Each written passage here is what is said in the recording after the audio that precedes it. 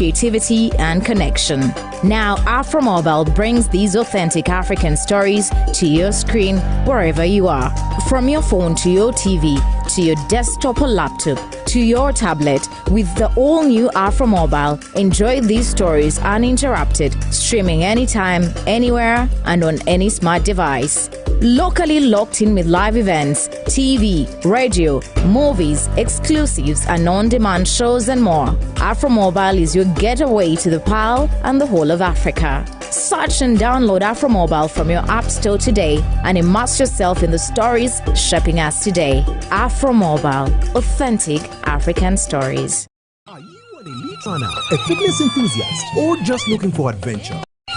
Are you an elite runner, a fitness enthusiast, or just looking for adventure? Get ready to run in paradise at the Fort Portal City Marathon on the 19th of July 2025. This is your race to experience the beauty and culture of our tourism city. It's all breathtaking for only 50,000 shillings. Register now at www.fortcitymarathon.com or come to Wazalendo Building, Room 9 in Fort Portal. The Fort Portal City Marathon, Mwije Tugende Toro, for a run in paradise. In partnership with Rock Telecom, Data Cities, Sons, and Toro Kingdom.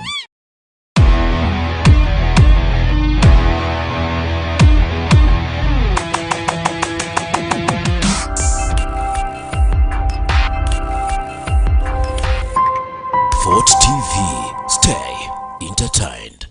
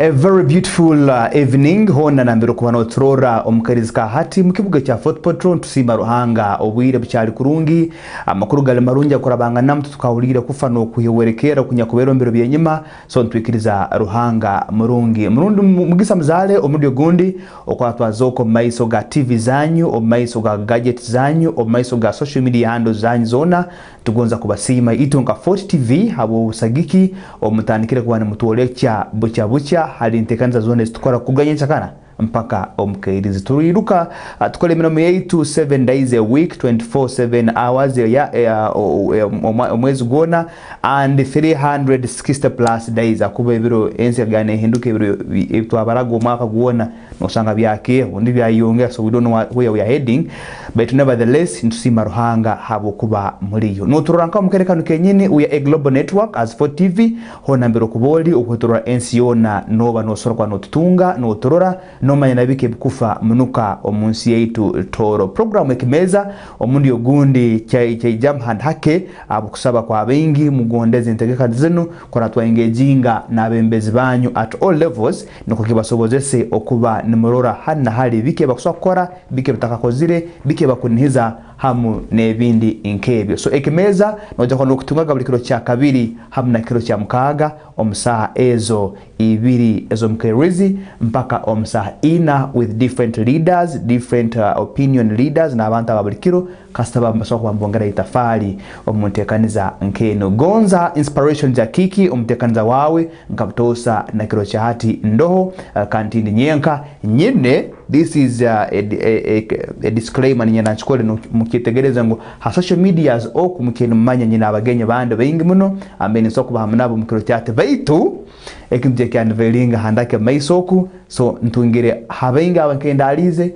ntungire habwensonga esitakuja kugenda muno baitu nevertheless tujya gumizamu tugenda maiso hamwe na nyowe nyagaisirweho omunywani wa bengi nawanyakwizire mu rese mukaritango akokusera entebe eyo mukazi omukorasi nkatoriko ruhanga habwe kibuge kikoto ekyo barambuzi ekindi cyo Fort Portal Tourism City hamwe nabagenzi abandi abatukentu nako bamunabo tubasubire kuzoka habwe ensonge zibatambaire betumenya ko bakaguza inywe ba boss baba kuba you as a voter you are the boss to these hopeful candidates and even the incumbents at the same time. So ndiza baze nkorangire mkora yitu ya bwangu na boso genda tula YouTube ha Afro mobile app ha Facebook ha TikTok ha X sazo na zuitoka kubogenda mkole giona toroho nka Fort TV then abanyakulio makaganyu ha free to air decoders tubatoreza Star Times tula Azam TV channel number 959 tubatoroho na abandi ndakona mutungo makaganyu ha Zuku TV as Fort TV we are progressing as small as we are but growing big every day that unfolds. So nyikiriza nkutwale hali abagenyi bange no mugenyi wangu ndamunao mukiro kinu maybe you never know along the way usakwa nveja nevertheless ntubatangira so akiki tikuja kukaguza bingi you just you've been to this system you know what it takes just say hi to the viewers and we roll. Surprisingly na wanikuwa nokora introduction yes bagieta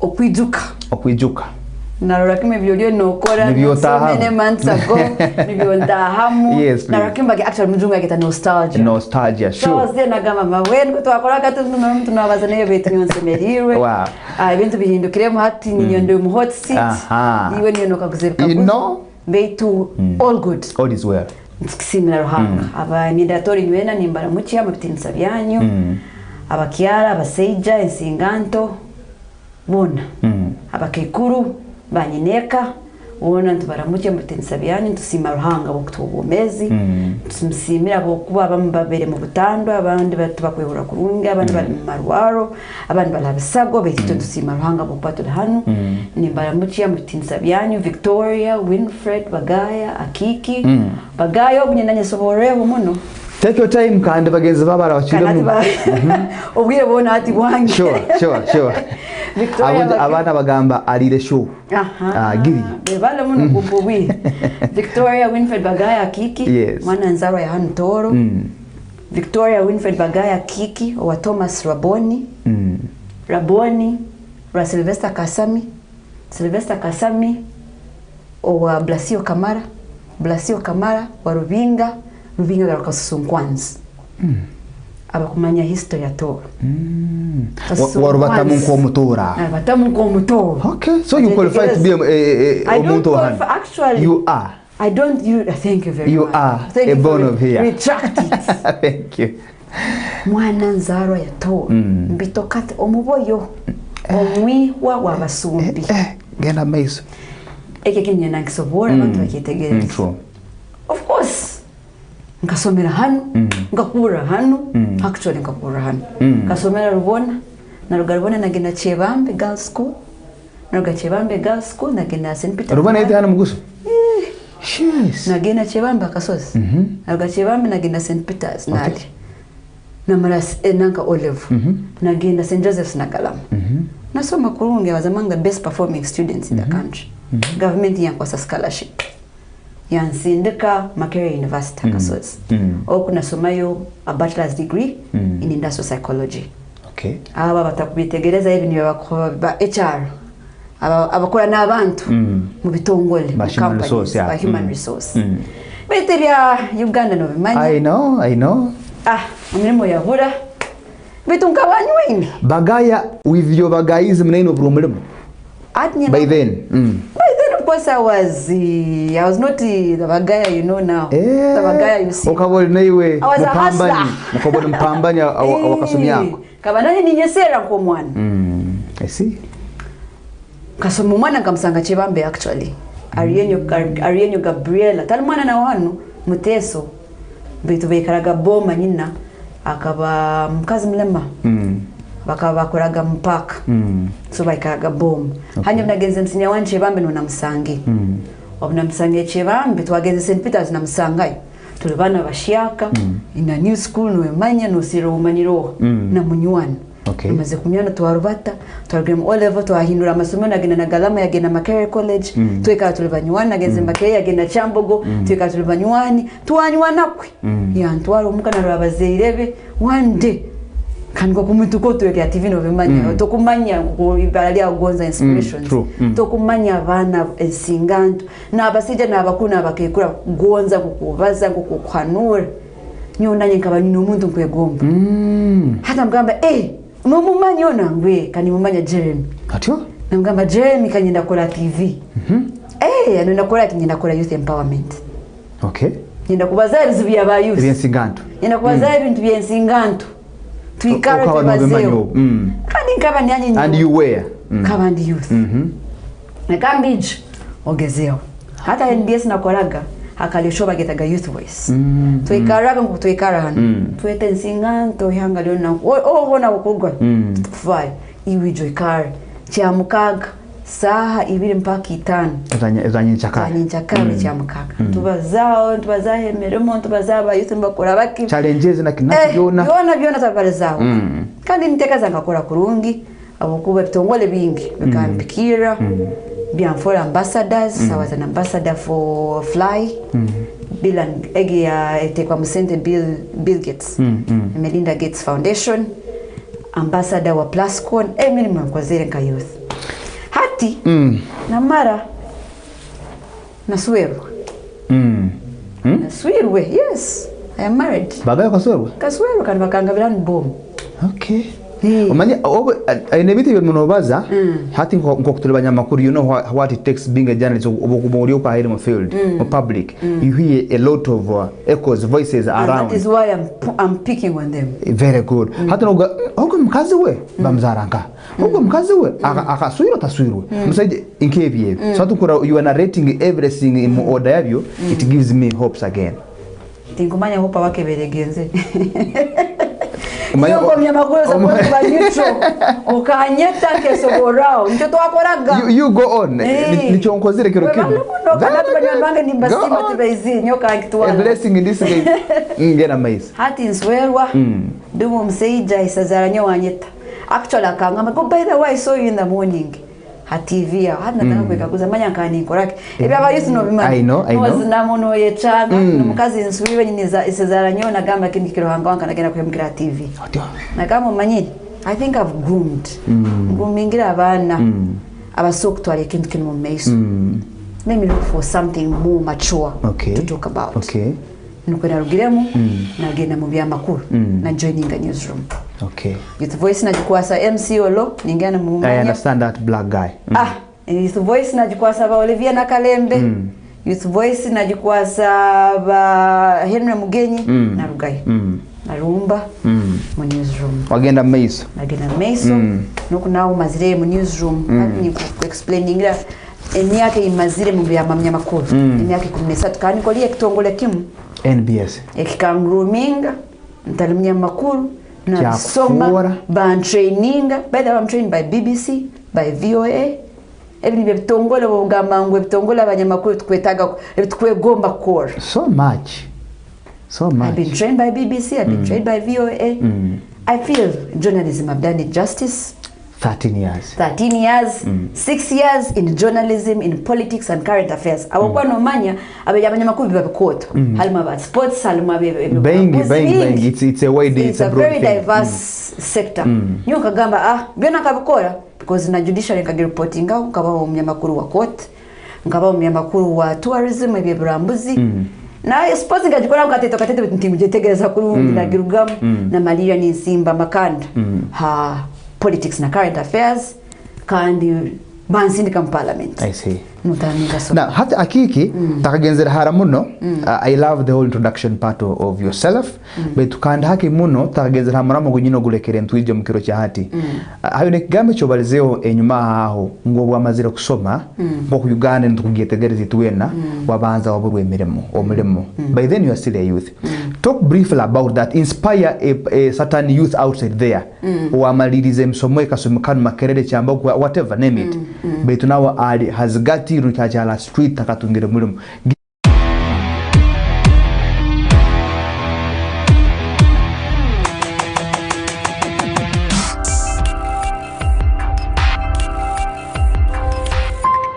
Fort TV. Stay entertained.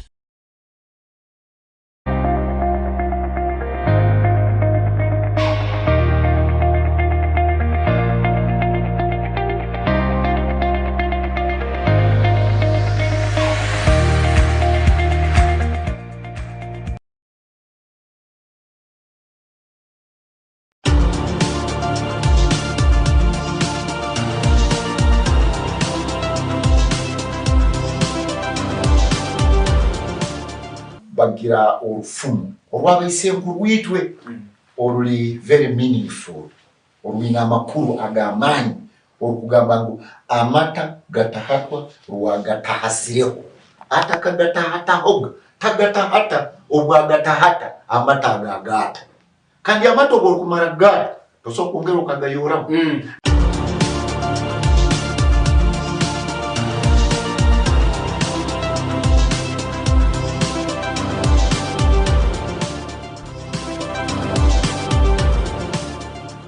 I told the president in a broad daylight that, Mr. President, as Fort Portal, we've been supporting you 100%. And this time for you to reward us, you must give us a city. I made the campaign, no city, no vote. City ya Fort Portal yakatandika 2010. Honorable Alex Ruhundo byijana ibitekerezo ekyokuombeka city na agamba nikisoboka.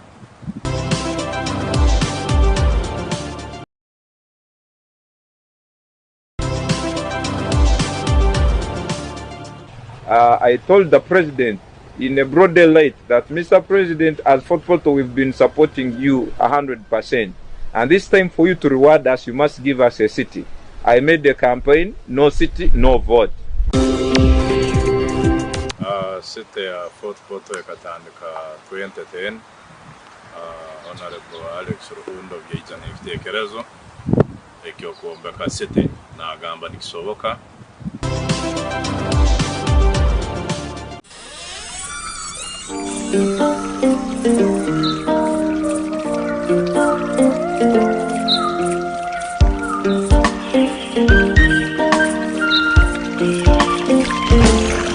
Bagenzi harohe kitweka ekinkumanya kikahumba ruhanga ubuyemera hansozi olengeresi amare.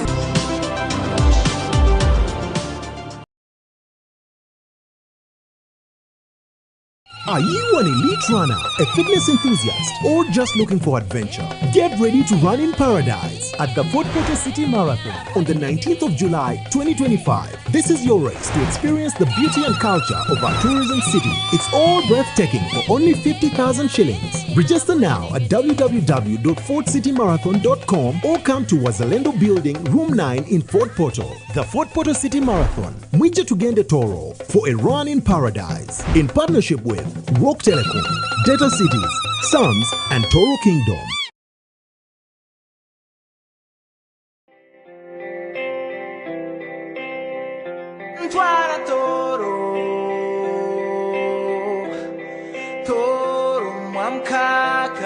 Fort TV. Stay entertained.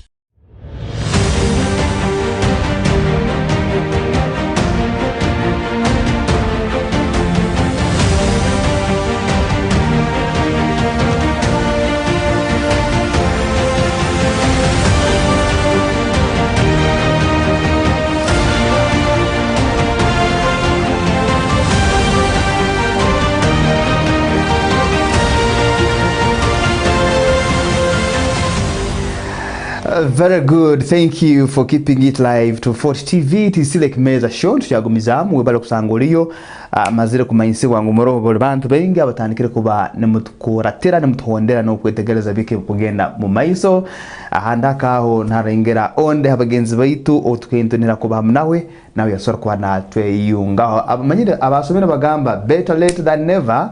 So likewise we are era is to men and we are prone to all that. Betu nsima ruhanga tuchagumiza mutekaniza Ekimeeza Gonzo inspiration ya kiki mbano ko mutekaniza wao buli kiro cyaro bajo zibasaha ezibiri mpaka omusaha ezo ina. Hamna nyo na banchali na the aspiring woman member parliament Victoria Bagaya the princess yana tu na cyatura mchano kutoyanjura mu butongole nukunywa batana mukaguza 22 kwetegezo ne butakwetegerezebwa asolo kirano ramatuganyu then handaka ho na honorable Roland Komihimba Kiki. How comes we are all a kiki all through, but we thank God it's by coincidence. So wabano cyatugambira ho ebya urugendo rwawo handake munaho betu na mama the other element ngu okamara kusoma wasanga nayo toine mulimo for some quite good time or a street nuko ekigambi kiningo takitwara ku betu icyo tukwenyeza kuba street as in you are not employed when you're not employed no wala street no pambana no yi. So I wanted you to first inspire a youth outside there, both girls and girls and boys ngu kakubamba mazire kusoma ntakatungire mulimo must I lose hope mungambo bude binasomere tebiro kugoba ni yensonga baki ndakatungira mulimo nangu kwa sababu laba izinyenda kubagamba bere kugayemera ngubuli kimkiona icyo so kwataho no so kiongeza mmeso emilimo inkozere nyingi katambuzao magazine ziteka mnanga mu supermarket actually bonga in Macquarie University tuli mwaka kya hakiki kakeboni fima give us a throwback. That's okay. S6 vacation. Ngo kutukol. Ki humuro kikoto. It's a long holiday. Kaikiro mwana mnyoni wangu akantwara mu msija mamweta Hari Kaboyo. Na wenzara yanto. Nubaka bali Msimba Telecom. Buganda oku. Na mwikira hadi.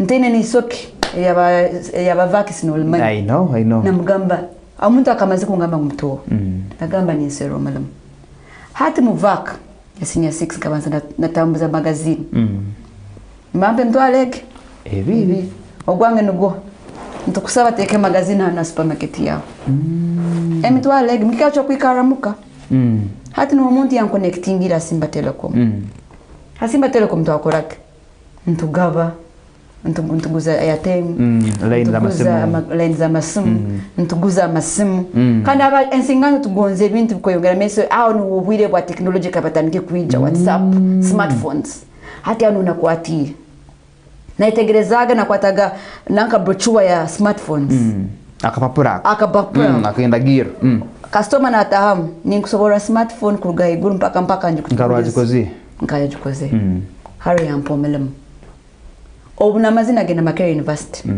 aba first year nimekemanyi nimusoma half day nusanganya msana yono gine tinichokora nagendaga nsoma kuga sahibi musande nitembaka boda Macquarie University a gate mpaka hala bonita na mbele Simba Telecom ikabe ni ntunda masimu kuga saa 8 mpaka rivajo sahem ni ntaa hostel nimbiam chia mukaga ni ndumba NBS ni mbaza na ba youth routine busaho bwire boxis haso kan ruhanga nyina ndagana tugiye simes nyondambwire cause mnyama kutambura mun ngenzere Russia ngenzere Congo ngenzere Somalia ngu Uganda ke kusemezao nubokuba oine actual no kyochi wene wosoki tun true obo eno yo heireyo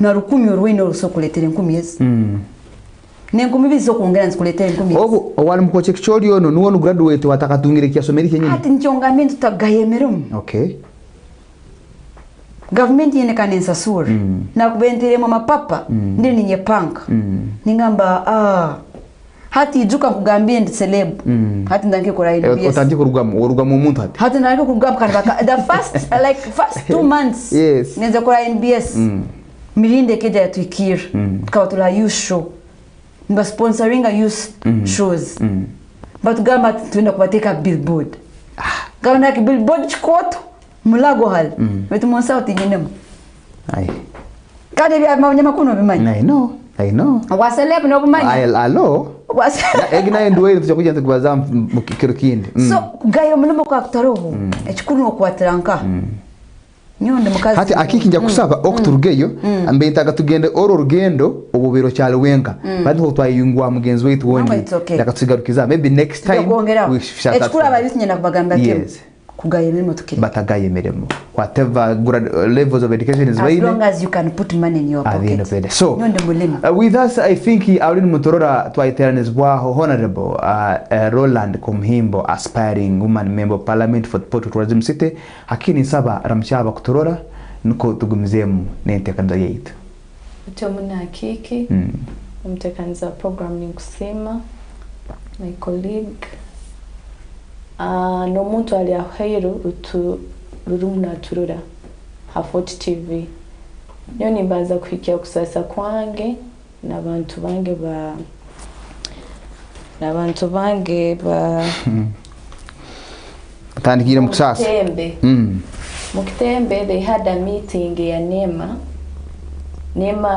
in that policy that they put out 100 meters kutagoma hine busara kutomba hine busara so abantu bengi babere displaced abantu bali vulnerable maka mengi really bekimba interest mu bangambera kiki tukoleki someone has a family abantu abatakwesobora really you know most people abali mukitembe tunuba abantu abagaiga muno nimbagambera ngo ninza kubarwanira abantu bo mukitembe ebiro byokwezi 17 solution yawe nuko kutera karuru kumhimbo Roland ebisigaire byona will be history because twenda kurwanira umuntu wahanze wow kandi you know the people who formulate these policies abantu abakuleka NEMA yagenda na bino bintu maiso nuba bakurase betu abatukuba tusindikire because they allow these policies nubonka bekaramba barabyambu they are okay so at the end of the day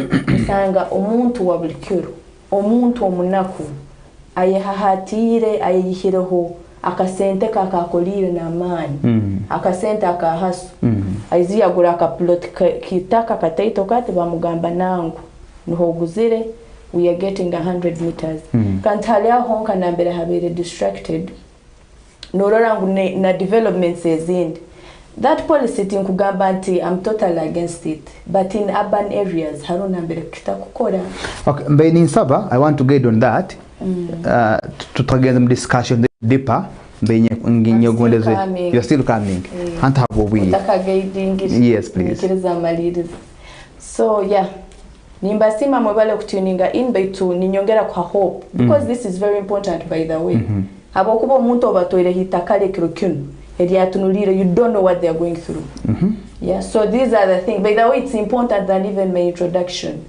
ngeo wa Fort TV omnyamakuru tweka abandi banyamakuru nabagamba ninyo msemeri kurwanira obugabe bwaitu abantu because in all revolutions tukenturora abanyamakuru nuba banzayo umutwe yeah nuba spearheading so ninyo mwana bayiro bakwanza ga that is a point osemeno kitamakuru okay that is a point so yeah yes ni nyongera kuniheza abantu ngo obwebembezo burungi tungire chance today we have a variety in Fort Poto twina abantu bayingi besimbereho habikaro bingi beti omuntu wabulikiro ni kugambera ngo orolo omuntu rine best interest zawo hamtem omuntu rukwiza kurwanira omuntu rukwisaniriza haliwe omuntu rukwiza kumanya obwetago bwawo mazima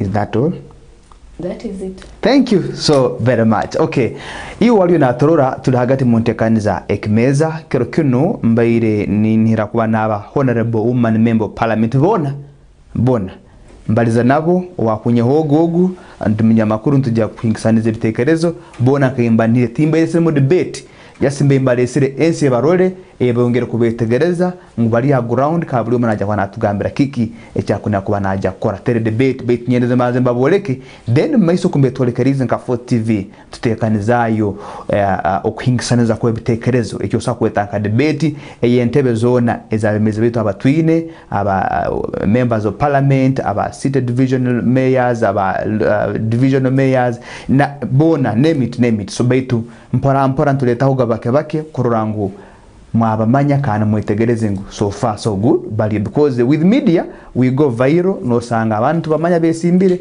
betu no sanga umuntu anyakoli Dubai takimanya ngo umuntu naka kesimba so that's why we are here as for TV now ensonga enkuru cyo kine imbetire ekirungi nywena mule under one family of NRM nywena nimsera mule mukalitanga ko kusera noho ara kwa tebendera no kwasole kugenda mu mwaka 2006 kwa ha finals nebitebe bindi abarabizire mukaruwa kabona so mu weeks nke mu ibiri enyuma aho nitekereze nywena mekeni mugwinga that process of nomination of which all of you have successfully done timenye ko yaramchikora Roland na bagaya mwaka tungera hakaire kwetanga tangana one on one mukaramchaho ngana hakomele bana bekema I don't know whether it has so far happened if not beni sana badamwera mchieho nense kimanya nkwesimba hongana tebele bunyanzungu tugenda maiso netegeka ikeka first of all ndakutandikira hano yes please very good Akiki wa ali atubdate betulhamu you were together tutungi tubetune security meeting yes please tuna tubereyo na abandi babereyo hangira babula nabura wo mwengano watezira asindekere assistant incumbent bita betulumu na bebembezi abanda besimbiro na ba incumbents abanyakuro so we have got that time haro kubayo mukasiga bulyo munayerora muri solindi tingwenda konyeza kigambe ikibetu bulyo munara mutaye mu muringo gundi hanyoka nka for TV ebangeso yangu whenever I bring these people together you have to shake your hand doing kabandi na both Lord Mayors by Hanaka Haga to show there is at the end of the day politics is we remain Batoro we remain children of this soil and this land at the end of the day. So now, all of you have been fully duly nominated, right? Now, the question is, Omuto kutwenda kwa mbeza kilo cha hati. Now that nominations are done, what next? What do you want to start with? Nina kibanza kikare mtamagwanyi sikaguziki. Now that nominations are done, what next? Take a moment to breathe, then njakutanikira mwaro land. Breathe in, breathe out. So akikirola ndona reboko mhimbo aspirations zao zona ibyo kwenda kutukora nebindi byona nimaya biri manifesto yawe obundi yotandikire kuanjura obatoka janjwira abantu abamu abakora for their first time you've been duly and fully nominated under NRM ticket to go and contest in the flag and the NRM primaries as kuija erokwezi 17 bongize with one day what next now that you are nominated one nimbanza kusema nisema that after my nominations people surprised me with a welcome back it was a big turn up I didn't expect it but mwebali nywe nabantu bato yes nisogambira omuntu aheru omukomi wa Fort Portal Tourism City ngo now that we are done with nominations iwe nsinganto yeri aheru rikaire nasaba mukama wange omulimo guliyo ndatunga omulimo ensingante yeri aheru rikaire atandikireho ekyo kwekora ntindi mu initiations zo kukuletera something that is going to help you out mu mirimo yawe otunge training otunge support even after otunge market nayo sobola kukura nanke nsinganto abantu babulikyo iburali omulemo tiriri mu nsinganto honka there is an organization that is currently in Kampala operating only in Kampala and I noted it somewhere to get it. It's located in Nakawa, that is Uganda Industrial Research Institute. Yeah, I read some of their core values I wanted to share with you. Nti bano kino ekitongole kiri located in Nakawa and it's nowhere in the other parts of Uganda. That is Uganda Industrial Research Institute. What does it do? Ngwiwo muntu owatandikire hekyawe. You're doing production, are you doing value addition, are you doing withering, nokore byengaro ekitongole kinu nyenda kije kunu habo kuba nkikuhentandikwa iyo ngo umuntu wabulikyo ngiza kwegesa kikutwale through you'll get the skill after getting the skill kikutandikira entandikwa kirama kikutungira markets obunimbaliza bakubanigamba value addition iwo mulimu oliyo kumucyaro you are farm and you maybe oinente yawe no girinda amataga gokero no ihamsingira 10 hati noiza ge hamwe 12 umazikora mu yogurt umazikora mu cheese okozere value addition ekenkiza kutuyamba kito nko rubuga ntuiza kutunga abantu abakwiza kwizanka mu rubuga ninkira gambera abantu nti twina abantu abatakumanya how precious it is representing urubuga runo. Actually it is very precious omuntu kurugaya akagamba hati nkwire kondo nkuzwekere kondo gendo kuratire photo tourism city me I'm even very surprised sometimes no sango omuntu tamanyire ekyakuza ku representing they don't know even their positions omuntu kurugaya akakobzunanzibwa ngwi nkuzwekere kondo representing photo tourism city that alone speaks volume. Munsi yona mu mbuga zone zitwine munsi muno twine tourism city and we photo hano mu Uganda. Do you know how precious that it is? That is very precious. Bakwihireyo ozwekere urubuga na work sitting room yetu eno ya tour twine gisingora tukagisemeza tukagidabiriza tukaleta bisire kubaho ibikere bitaro yikayininga mbere abantu nti nyobna Linda University MMU nyoko mhimborola nikakwatu just abakwa tukanturwanira take over. That is how dedicated we were and my fellow young people balbaro. Now egyo ni mtime inkwenda, can we build patriotism mu bantu bake abantu baluzingire hope. People have lost hope. Today someone will tell you myaka ruru akange nikatunda betu no katunda no guzaki ekyo. Last time I was here I told you know guzaki no akakaguza akarura ko kwenda kuguza obwala bali nyongende mbusubuleyo. You see because now that even provokes people abakwabeze kwesimbaho kugenda kuleka barumba abantu abakutekaniza obururu baje hati kubugura baje kubuteka mu untransparent method bagende yo hati baje kubaza nabo baba provoking as center zino ziguzire baba center kumalira nabo malireke bakole bitahiki. So I'm saying one ntwendo obwembezo obwinganiza adi obunwendesere ninja kubaletera obwembezo obwinganiza unayo omuntu wa hansi bino bitongole policies ezikwijja ezikuturwanisa nayo policies ezikwijja umanya nema hati ni abantu mataka gabo. You know nyowe ndugire in a moderate family. I can't say I come from a very rich family. I'm not very poor and I'm not very rich, but then I understand ensonga yawo omuntu wa hansi nimanye cyokurabamu na gambira kirokyo ninza kurwana utweka ihembe nyaburenyu habe compensation za abantu abarugira mu mataka especially abatayina akabein because government can do that. Akati nkunihera ngo government esobora kuenda abantu bayo ito tugakubi etuletire programu nyingi so bakenge ntuyozazi kairako zafa konka ne correct nyo personally nkatandika project ya build is nutuyamba abantu to rent. As they are renting, they will own that property permanently. Orabo tungire currently we have Twinamataka. Currently we are going to start one project in Mugoma. Abantu obo kwidza nkeiwa kiki. You're renting, yeah? We can actually help you own a house in the near future. Kwa no renting, you're buying in the process. With time, the property will be yours. So we have that built is. Nangana gambera ba border hano bneizire actually aboja hebe mbangam ambassador wa border tahiremu. But one thing abantu ba border abasaiza ba border timbena nabakazi bagitahiremu emirimo. Abasaiza ba border abana ba border harona abato abali moderate. Ndesere pikipiki za milioni ngeza nakibagambera hano tindumukirwanira rukwenda pikipiki ya milioni na cash oizolete sentino zagiha pikipiki ya milioni tizikukanya. So it's an opportunity ni wozine ni nyezine zirese basakire niyo kumanya kubasakira ileta sente za milioni you get yourself yes. Tumanyiri bajaji boxer. Yes.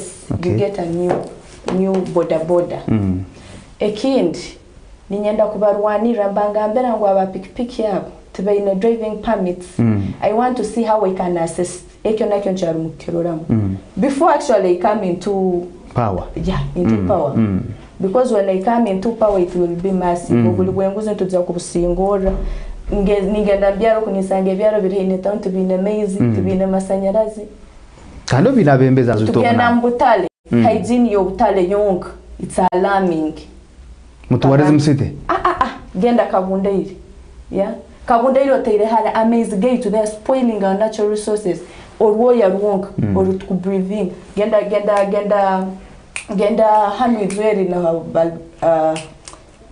mukatale kenzara a few legs mugunu bagisire suwezi bagisumura haro abasaiza batundira wa fish nimwenda turwala abantu inye twine bebembezi kikake batakufayo bomezi wetu ninza kuiza ndwanira na hata ntandikire nkakugambira through muka we are lobbying we are going to be planting 1 million trees. Muka what is Muka Foundation Uganda.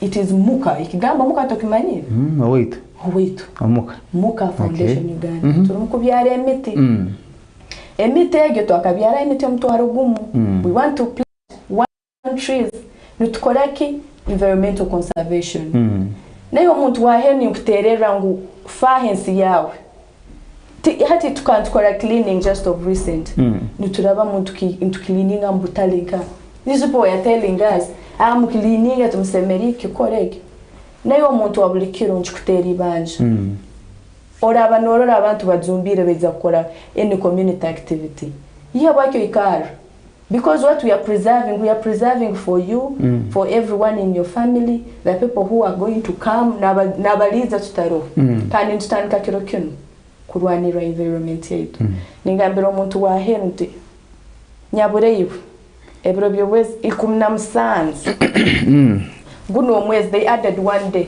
bayindwiremu ogenda ha polling station yao eksane kyorarore kya kumhimbo Roland utamagamago utakoraki simbe nyuma yake eksane turwana hamwe nyo ningambira abantu ntindi omukono gwa kabiri ninywe omutora akatsorufumu gwe engari ibiri koraki kunabisangana webali munkwatireho nyabureyi tunabisengana orubugaru tutateba orubugaru nimbagambira rule precious yeah you know we got that tourism status twine ko ndege ya tourism twine kuwanira tina nambere kasese negenda mbara negenda jinza negenda kabale negenda hey tukoleke tukwizagire tunabisengana no tandikira naye nagamba yakambete iyo naro muto to omukono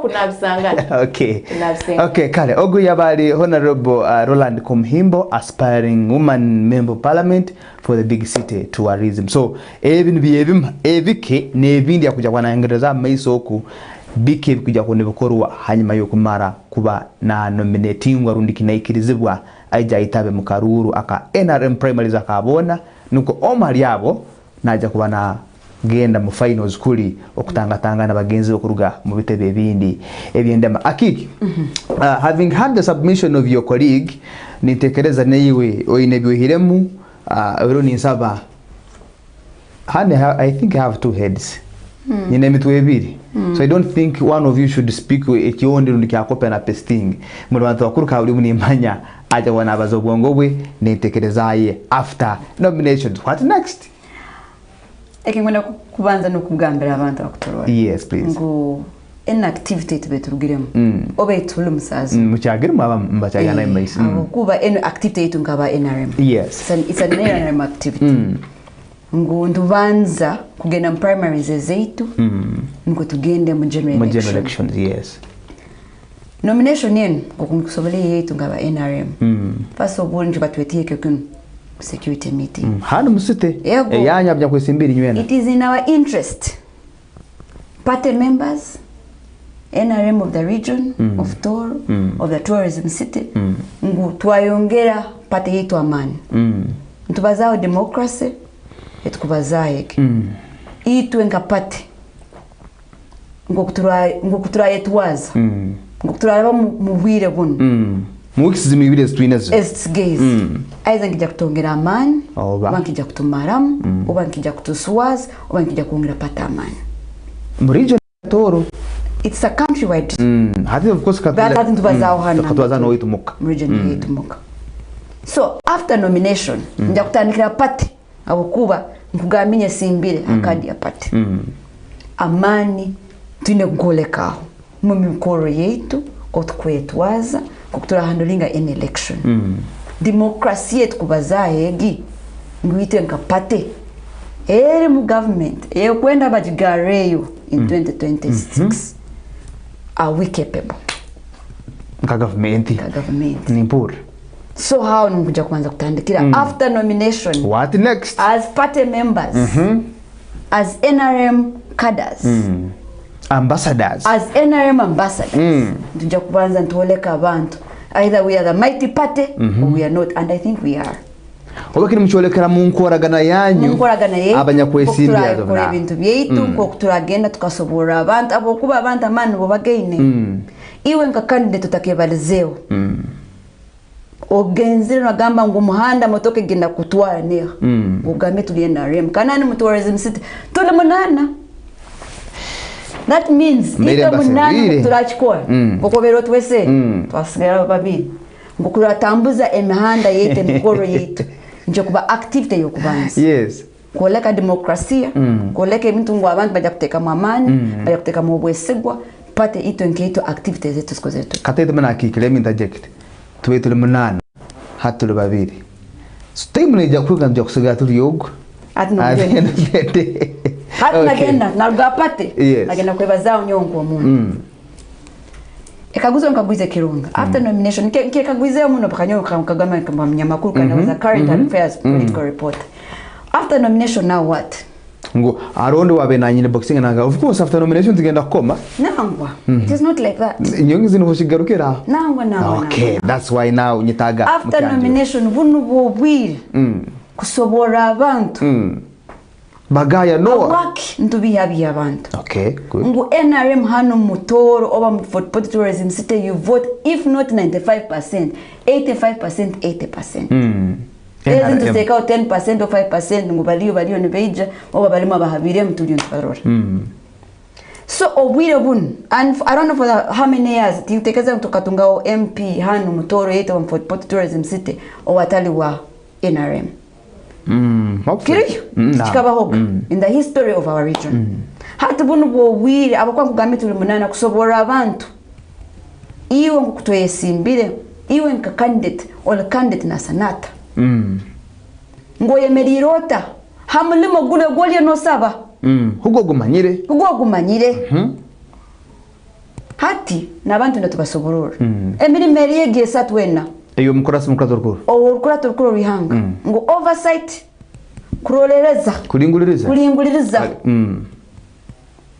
ngo appropriation kutekesa munkora ngoliyo no sera ngwali mbagama mangati guihanga this time budget yeri hanga ya financial year N 2025-2026 over 72 trillion kasente kengi ngwito nkatoro nka for tourism state tugenda kuya mtuta tugenda kwa watanga makumi abiri haliezi hati bwe obo bwibwera ko already kasinde akateka mstamp ato tuchene tusokongera okay nge ngo appropriation hali tukoze tuta hati ne kusoborora abantu actually ba incumbents abanyakurumta ko bakaguza twemerire tutoko ntokundo natungazinga buli tukatungazinga tukakundu gune financial yatungezinga amageza kuongera mtuke ya muzindi nikize bukiringa tulira ntugamba for tourism city netunga 1 billion mbara the other side netunga 7 billion I think out of the 70 trillion plus mwina bilioni mwe bulinka okay even bebe ntakwensobora abantu ngo appropriation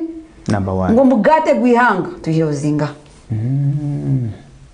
ngo mulimo goliye no saba no gamba abantu akutengi bemere mugongo gwa bakwesige bakutume no gwetegereza okay mu ege mirimu ene yo mwebembezi eno eyoli no sabiro mulumu ko mwebembezi yanga appropriation agibasoborora omugati gwihanga uyaoke ngu oversight kulinguriza ngu ali ekintu kya legislation bantu baruhanga kwemera ha flow of parliament mu kurata rukuru wihanga okabaleza abantu bawe mbino cyo tegereza hateke njoba yongera mbateka mu lobbying okusaka hat ebisazi mbe tokwentukoraki tsobora abantu omwamara kunominating abokuba mulimo tubaka kukuheire sono kutagukuha oliyo no gusaba sono kutagukuha no thank you very much sono kutagukuha kana mazima RCC ke kuna tugambira ati mulimo nana abantu mugene mutanke kara mubyambe kara mutekereze muwimuke ko kino sokura bamunyejo sotakura bamu na pesha zirumu mubaza kana abadaktari banyu babe stand by ngo wetegeke kurungi ngo bora batarabire mu mwato je kwimuka kaswara sora okalemwa no kulya ebine bibiri mu bururu hayi kumesa mwedagayo ba counselors in advance baba bumba bumbe yoni intekerezo kweze mkaruno bole muntu we manzi okay ine kwetegeka kurungi yes atsazi nubu bwitwa kwensobora abantu nyonja kwebaza nkabagaye mu banyamakuru mazire mu myaka 16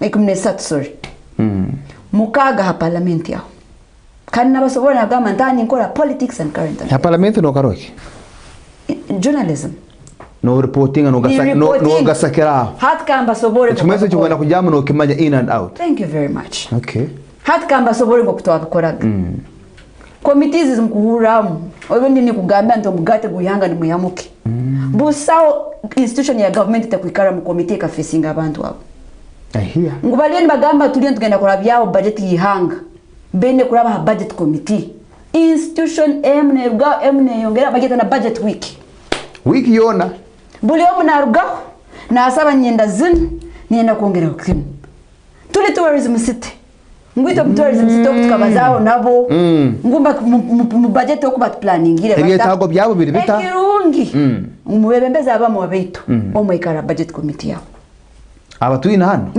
aishua hata no kumulindira okay no kumulindira mu budget week ya boto kasaja mayo kuteka stamp finance minister akahimba briefcase ku mumanya akahinda kakololo to ini cyo kusokhindura supplementary budget zimuhures zine biragirebi bisatu ngo either emergency ngo kigwiro ngo kigwire kasese ebigwa bitaraganize disasters no wakuteka usente ngikatwebwa mukirinde mwaka mbakugamba mukakiba muta mukakibudgeting hadi mine kubalindiraho mukomite muhures obuntu turi musobora abantu hate next ati nimba sobora ati nibiye bintu kwa kwentu sobora abantu abokuba legislation yenkugambe ngono yemera flow of parliament no genda kubaza ati kambagambe nabanje namba soborora speaker no presiding officer no boss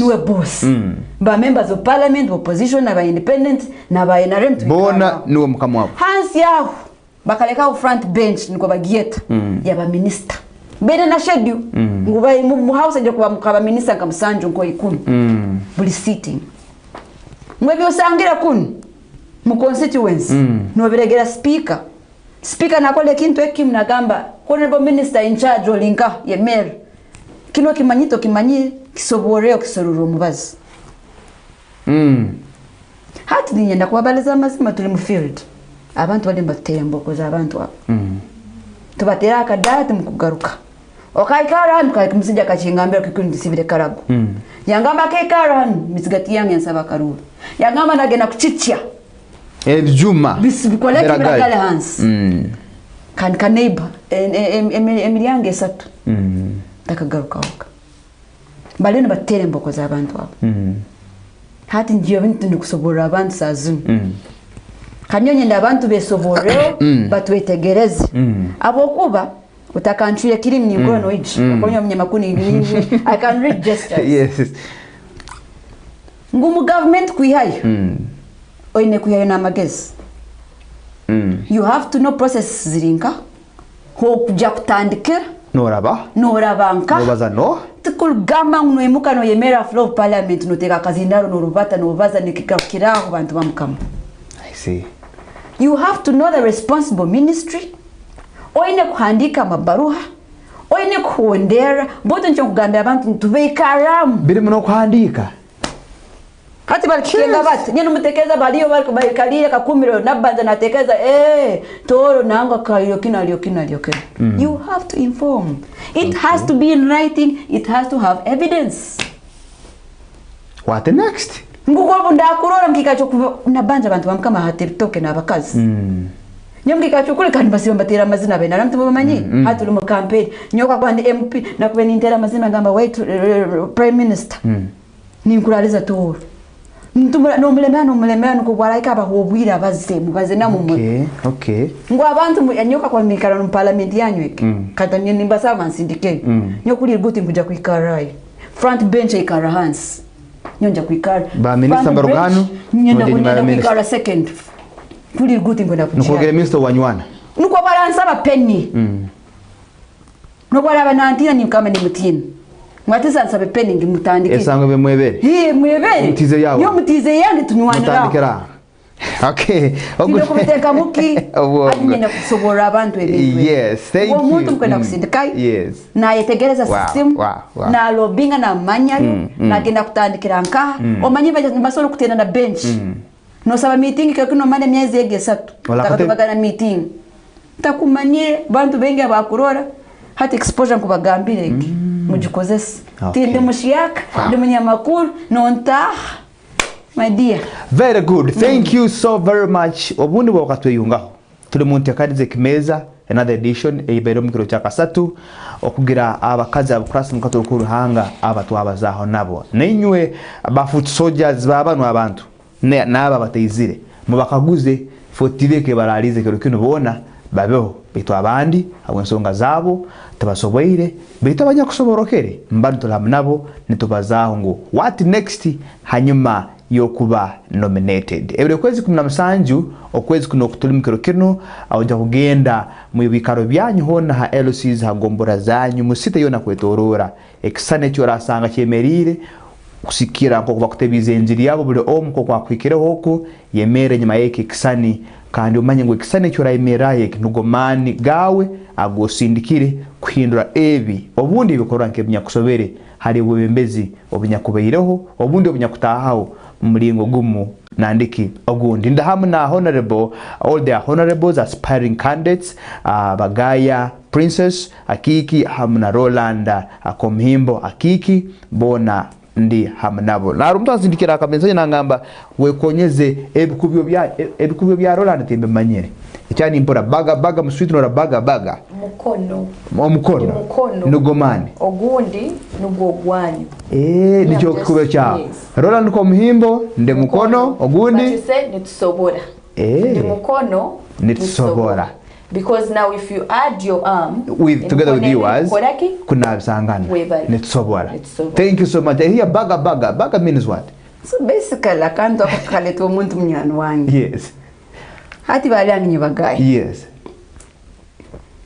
manyi kubaga engoro nebugogo hanji yitaka thank you karo no kubaga ngunsaraho kubega okuba kubega nchweraho haro no kubaga kuongeraho kubaga kwanura haro kubaga no kuongereza kumikaniza akakwati balangi bagaye agamba baga bagoro buga rugene meso yongera urubuga rukereki ubago bunywani bwe yongera meso ubago kuombeka ko yongera meso ubage bitekerezo byongera meso ngubaga so nuwo bagogo bagaya holi ndi mukono itwena nitsobora I love that I wish nabandi kebaro bona nkahure kubyo byabyo okwa hero kunebigenda bita nabandi bitu ningoza kusima kiki bagaya na kiki Roland our first segment hatwagaga discussion want us to interact all no cyo kubaza nicyo tikirinicyo non tikirinicyo twingisanize a simple discussion hagati ya itwena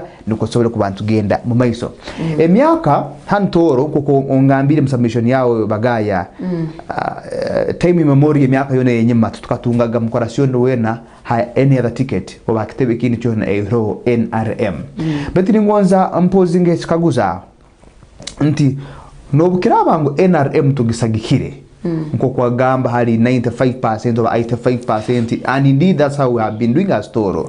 Baitu obusagiki bwaitu obwona in return tusaswirwe nko kutusagikire ego rundike nangwa obweraba nangwa ekizibukirinka kandi weraba ego bike tusemera kongerereza 5 minutes giving your submission na rola na weje tugendera nti butekereza mwe NRM tot tugiye mkintu kyona tinso kutekereza mwe kiso nusana umuntu wena so kibazaye ngite nke NRM Katoro region tugiye mkintu kyona ebirunge byakubere mtu bibeni betu ngo bucheki abwakutehiremo obantu enda NRM etongeremo nka no kire toti aki kugobora mtu goboroiremo betu harule ngoki hatizara hati niyo question yake ngu mu region zone tuliyo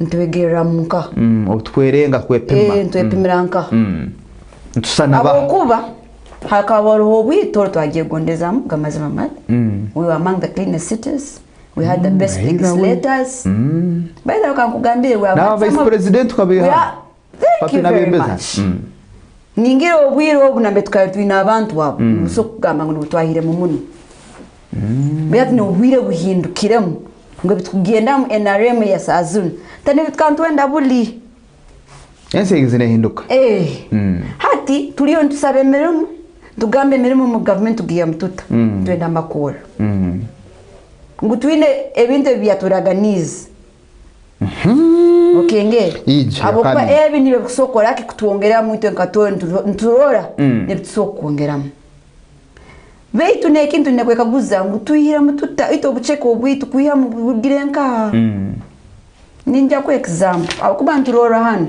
bitaro no kurora meso nja kikusobora nti hoime yeturabireho ne bantu benga bagisakera prime minister goko waya ulekisa kya government oh biensinde ndo manye ibintu nambere biri namanye kukubarabi hayi tuleke kurora hano turore mu meso njo ningambe nabantu abakwenda bankomi ngwiro ja kusindikayo muntu mwebembezi veito mwebembezi bana bakoma cabinet minister baramba sera state minister baramba sera permanent secretary baramba sera ba commissioners impura abokuba abo no bakuso kutwibira bakatugambira kuno aliyo muhanda gwa Ismid tuliyo tugenda kuja mu committee zanyi mu Rwanda muti hatu ine kutanga kwesomeko kuona atali mu parliament bonka impura hata bokuba nojuka kuli tukatwine ogambe vice president tukatwine speaker of parliament tukaba twine yo attorney general kenge tukatuhamire gone are the days ngo muntu itakale balimba letwana omanya okutandikira attorney general na kwankizao no mutere no msanga tisa mountains no mulirire but regardless nevertheless still we have ministers state ministers to be mu kabalo nyenda kugambira gonza minister kalwa wenka we hangaliona and the many the merrier betu kwa naruga muko wetu hano tatabasakira no gambo anyendo kibaza kanyo bingambi tabasakira okay no think ekibona kukoleka ngo abengiho ntweyongera kugalaha ntwenga no kwihayo no kusika into turora member of parliament wenka betu haliyo bambasada ntusabe merumu nyo mutoro nyine ebyaro 12 ndasere mirimo y'abantu 12 kagisobora ebyaro 12 iyo nyenka komebembezo anya kutumira kuli tinsobora betu kuba twino omuntu wondi mu judiciary ekizibu kikuwani imanya ni interoha obungu bangu ntsero rugudu nkuni kisifoke kim kizibu kiyamani ngumu works twine yoha they don't have to be MPs but they can be leaders in different sects. Hati nyenda nokusobora abantu. MP abo kirobo abengi kani ekizibe twin mundu bagarukira parliament. Hati nyobu advantage nyine ko mnyamakuru. Munyo kuli menta kugarukira parliament. Hona busora bwana Benisera Minister of Works. Benisera there's no one I've not interviewed. I've interviewed Katumba Wamala. I've interviewed Permanent Secretary of Judiciary. I've interviewed wa local government bakamba launchinga PDM nyona launchinge kuli chukuru. Nyona gireyo ba launching. I've interviewed the coiners o PDM hati nwe Professor Augustus Nwagaba nwe Deputy Governor wa Bank of Uganda ni manya okuchi ngwati nambe tune kuimuka tukatandika tune kusera network nesikiranka. Does that eki akikibagaya nikimanyisa ngo NRM kutakora kwayo mukikaru kino kya Tor football in particular ngo abebezo bundi abanyakuliyo tebakumanya dozi mapesa go kunyiga genyine amananu gali ngenda kubagambira kanyenda kwata nesimu yange mbasomere statistics nyoka kwambia ndi mwebembezo wa parliament sazu mbagambire barabize 72 trillion za budget yihanga bagambye sente nameze kujya kuyamba abantu kubeya mu bunaku nambe bazitire batugambye hanyoka kwambia ndi mugezi obaka kwa bali bagezi nakube nintandikiroko bagambire mu PDM batiremu 3.3 trillion ezi ntumanya nzigena kazi ya kuramba chairman bije kanantu project zile za PDM bagambire mu UDB Uganda Development Bank batire 1.5 trillion hati ba businessmen bakwenda basiro kutukola ituta tuziye tuta nicho shikauzana nyenda kaguza ngo zona no barastekayo buliko zijayo buli mwaka zijayo hata bakisaika very good ati ngubagambire kusaka tukugambo tubakwija babasange mwikalire Toro babalete mungalo njo tukomera tema kuli okobeno gambaho njo tukomera bebembezi ngubende kugenda bakalinguza bakagambira abantu oba bakabasikayo kunba bakabasika mpora baleta kun bakagambira abantu oba bakakole ko muhanda gulinka hati nekizibe kimwine ubutumara kubasindika nyenshi bagaya timukugaruka kukaguza bin na bine binyakubera ko tumukubiturezera kukaguza kikaguzi yo kansindika yo dikanyoni kusaba nsindike ni ngugambira nti nisobora no ngugambira nti ni manyanya nabali obanole na bakatugambira ni baka hostinga sazina bakugambire za 72 trillion bakarabya hijwe ne mieste kawero na mbezi Loranta kabaliza ansongegi asa kunsobora okay so webale muna akiki baga so akiki Roland komhimbo NRM hati lakanye konyeze another direction enyakane ne yabagaya kake enyuma haho tukatola amani iwe akiki Roland one of the guests tukatola hamana bumpano nkeno bagamba abana bo bwisiki nkenya hata nabagaya ali mko chistile youth abana bo bwisiki nkenya kike kimtarko kigenda meso mihanga lino under the same government nemanya amazima te mugama hati nkaiwe Roland wabole mkitembe ebigera meso mihanga no birana muno musiyanyi Toro football no mkitembe wabole mazima kwa abantu abo tingireyo ohulire bura teza abantu bo mkitembe ohulire bura okay whatever simpulire but they had invited me yes for that very meeting yes nema ibekemba jakwavinga with okay baitu kankwibero ngo munyamakuru ngo enganane zinyakuryogu hari okufa no kira sazo mkitembe oko ensonga ni yem ya mataka baitu abebembeze nibo bamu abatukwe kugamba ngo bandi twegeseze bakatendeka abantu abakabagambike kibene gukora emyaka n'emyaka ana plus mu webembeze football tukahindura ekikaguzo kiri hariyo akikiro landi ekizibu kirinka cyenyine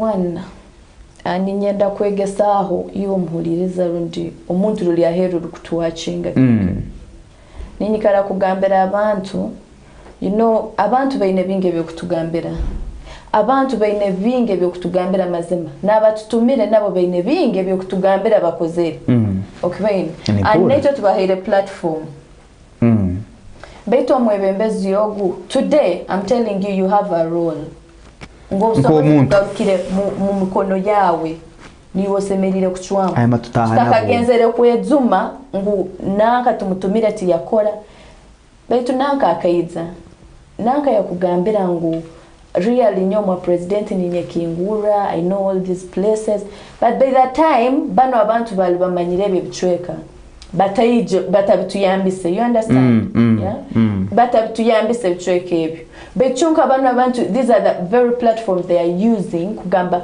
tumanyire bino bichweka you see people in leadership today nibezamba tugambira how best they knew those places but they knew them they couldn't exploit them to our good okay but abikozesa habwaki babimanya so me I normally tell people it's not about knowing ningambe abantu nyonka bandi in my senior 6 vacation By the way, I have a very big experience if I go to talk about myself. When I was in my senior 6 vacation, I was taking people, I was exporting labor. Yeah? Very many families here benefited. Around 150 families benefited. On air. And people can pay a witness to me. People in town, they know. In UAE, and those guys are even coming back here. Only that, they know amakagabo nkagabeisao. Tinyene kindi, this is a senior 6 vacation girl, and she is doing that. At university, we started an upcycling project to transforming plastics into environmental useful pavers. When I was at university, is that really muleke muno kuliriza ebigambo because nanye mbine nyanchakansa kuimuka kagambira bozo kinu na kinu. I will sweet talk you to get what I want, but at the end of the day, are we going to benefit? Ekinde chikaguza kinsa kukaguza iwe buli ahero no tuhuliriza otakagenza kwetombo itangu mu government ya NRM ogobere muki. That is a question I've had several times. Mu government ya NRM ogobere muki amazima gonye ni government ya NRM tuina bitu gobere mu nkaitu kiro kino nyeze nimbagambire ekondo yinkubagambire ege no hakagito tuine fikozereke kiro kino nyeze nimbagambire ekondo yingambire ege no hakagituha status ya tourism no hakagito. It's the government we are in.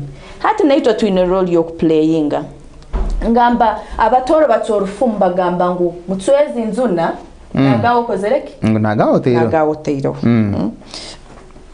Before asking yourself government ya NRM tujigobere muki iwe kaguza government ya NRM ekugobere muki aheru bozo government tutugigobere mu iwe kugobere muki you being a citizen ekugobere muki nkaga karuru bojoro lane nende kawe obojikomire bantuki because there is a time government try to even kutusukura meso batugambira barungi numukoma bakimbara bagamba mutusagike nsagika muno president ogu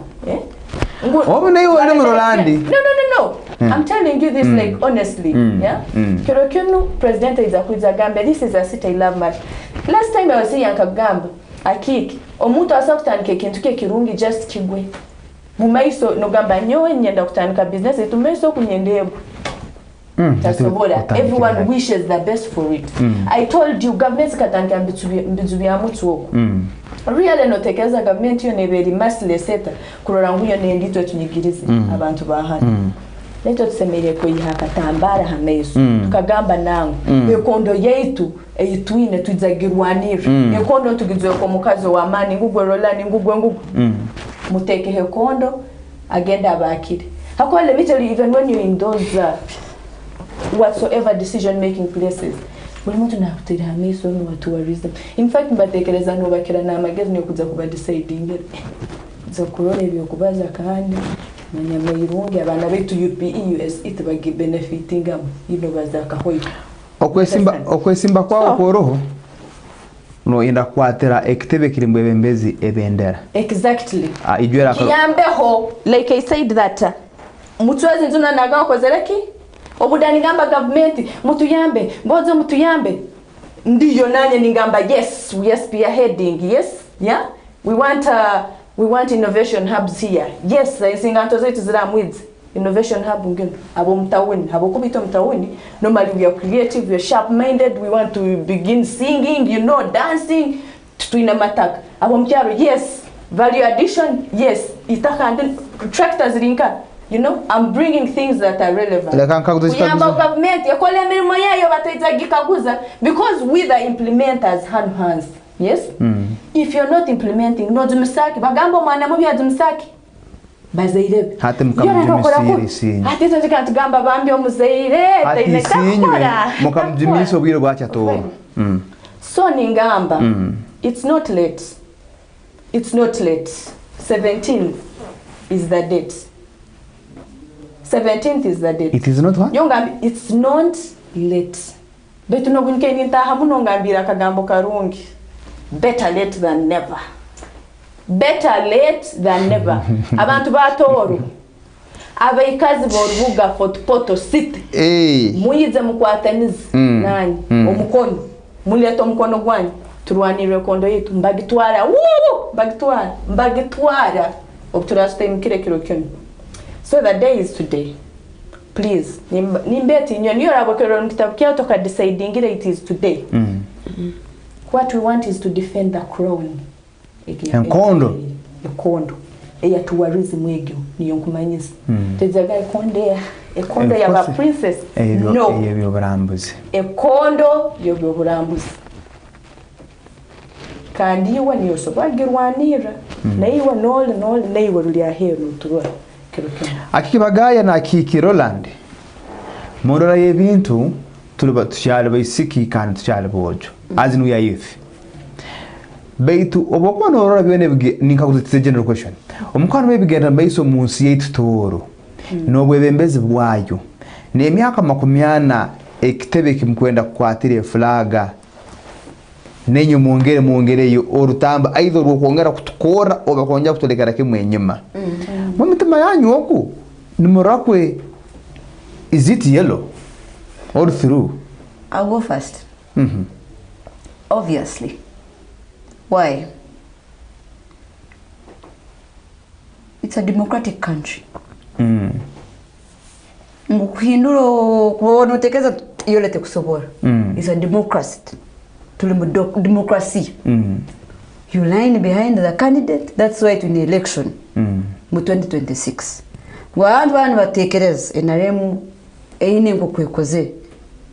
Baja kugenda ha ballot paper. Bateke akaruruka bahindule. Beitu abantu batahindui, that means enaremba bakozereki bakitire mu amani. Ekiti kumanyisa itwenka NRM obucheko bwetu tukuborora. Na president wetu omuzero wetu.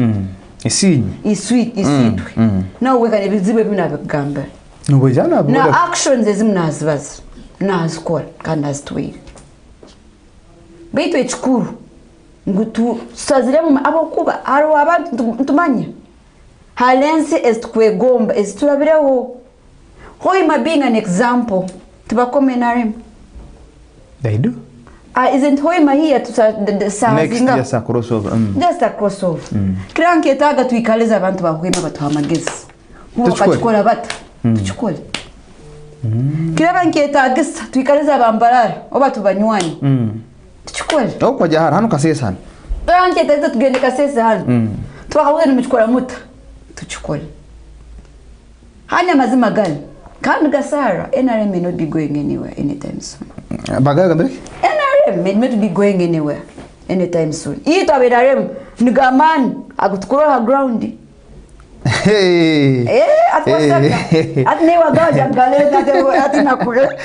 Okay. It makes note. Yes. But Ruhango barabachigondeze kya Ruhango. Of course, yeah, he decided. Abokwita tutekereza benarem tujya kwikara betu nozo kusanga Ruhango tambira tujya kora kintu tugenda kuhindura. Betu tutekereza tubanga tumuhira amani. Hata chikuru ngwe naremo berabero tujire mtuta.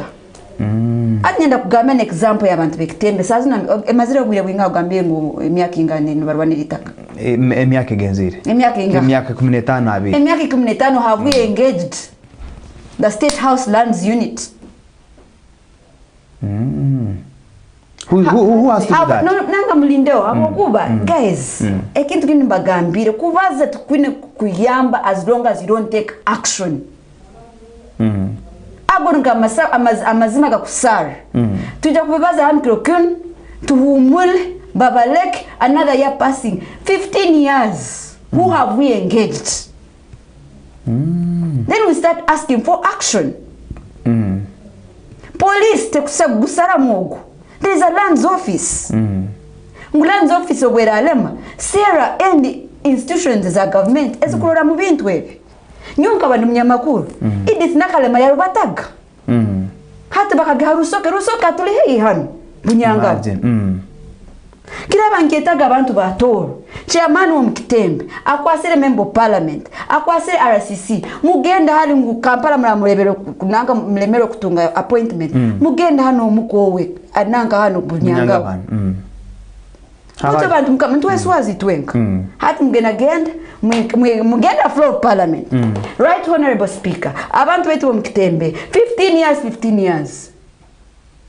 Omusajja balahanu. Ekikumaliza. Tubagambire over and over again. Nyombagambire. I've been a journalist. Those are the things I used to ask. You follow processes.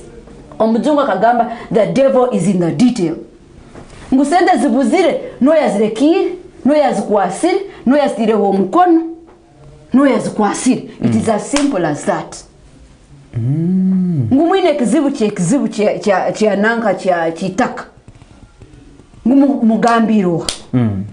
Hati mwena bazima kama tukikaren tuleko kubagambira tulenge teretoko nema tumgimanye ni in charge of wetlands. Kani yeri mune babingam still. Hati mkwate nema. Musere lands office, mutere security, organize a meeting there.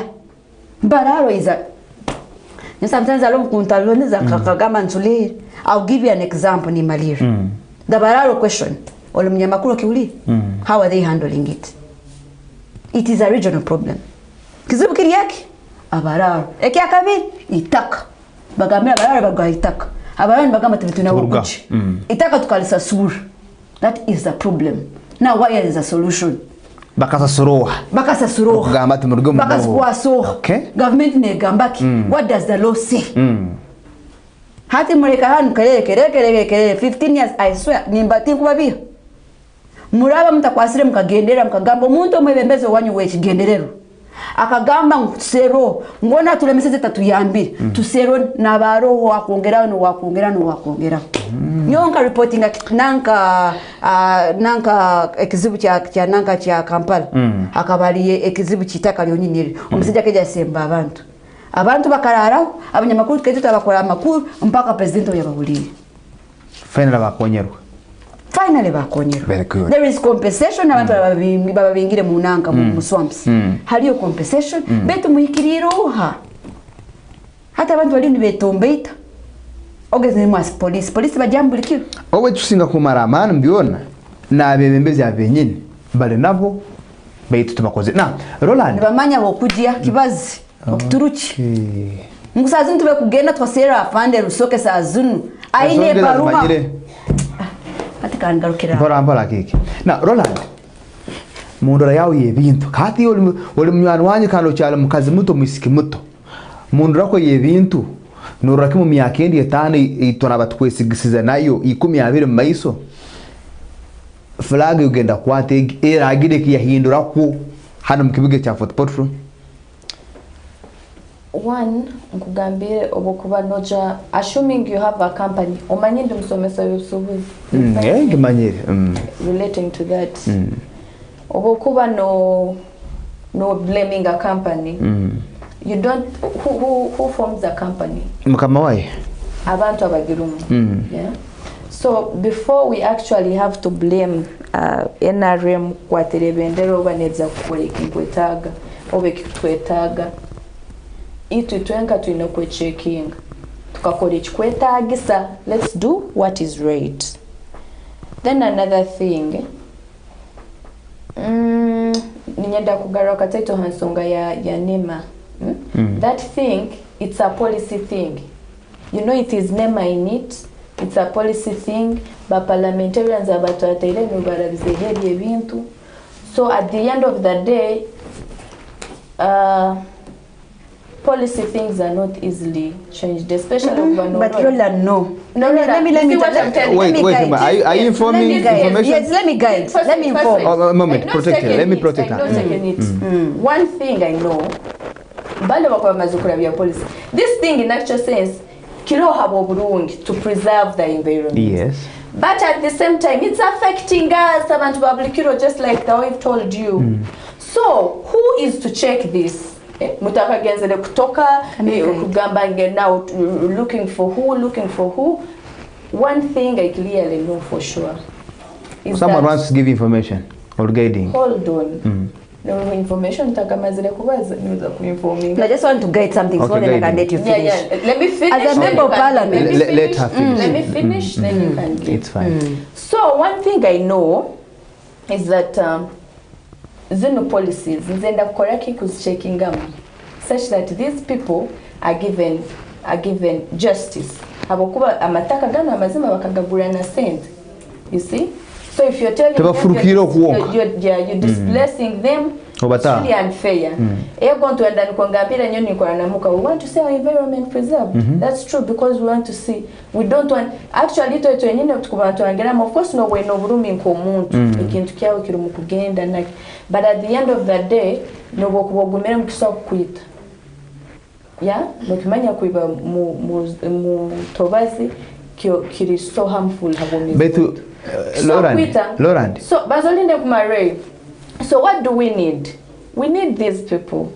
We need them to get justice. Government eba compensating. Aba abantu abatakwesobola kukira muno. Government neksobole kenchigambirira. Habo kubitwe. Government nenda tube kurungi. Ekyo ninkimanyi. Clearly, government wants us to be well.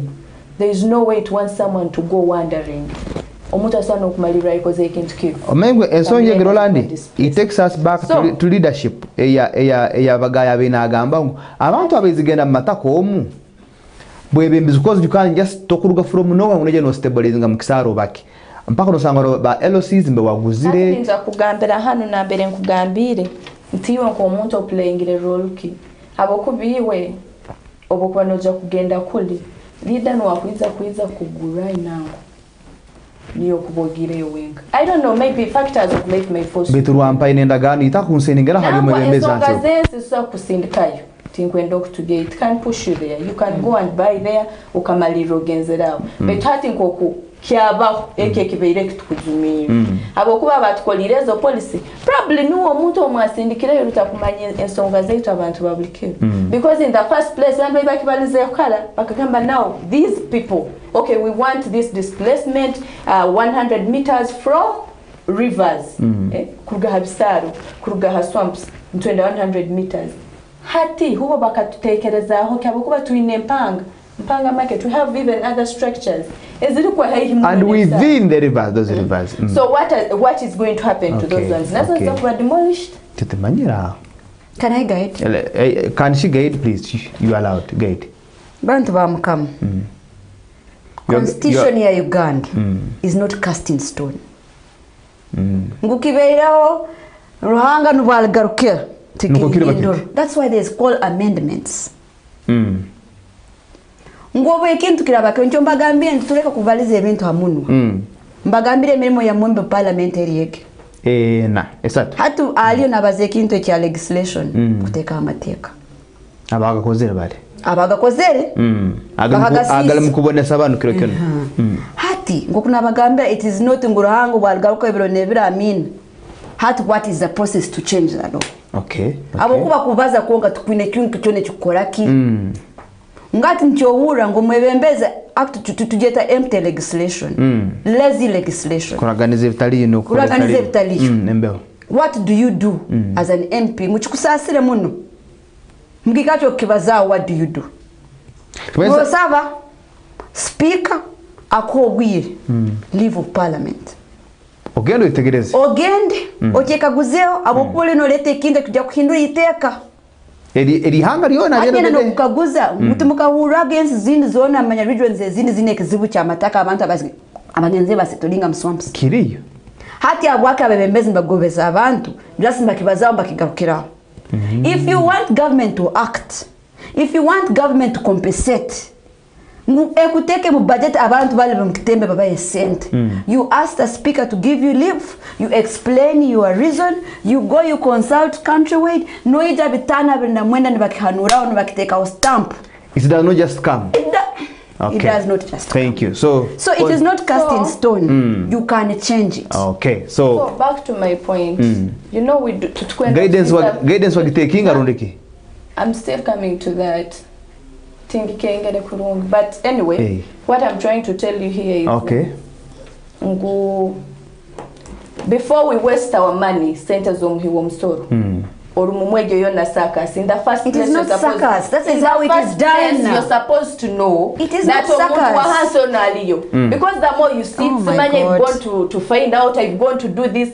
Or Muksisa centers, oh my God, that is how they change the law. Why should it be changed? Why do you put it in place in the first place? But it has happened. Why? Anthony Kuoleka. So me, I'm coming. I'm telling you that amendment is going to be done. That's what she was guiding on.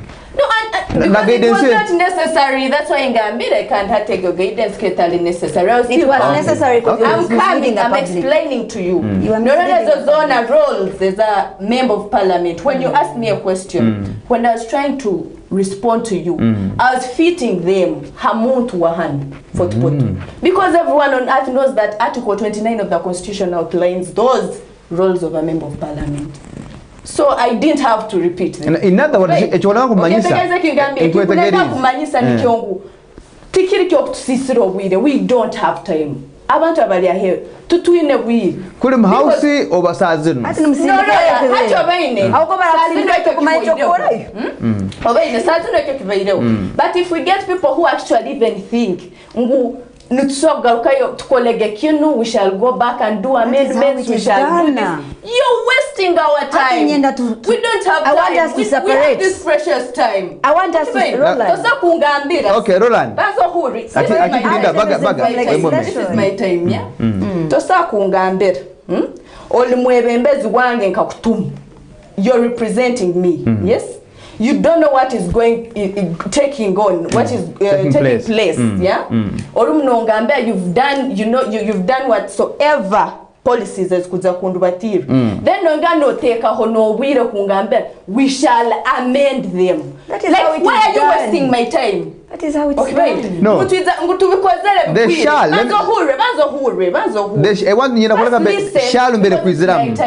First listen because it's my time. When you're cutting me off, someone else will speak.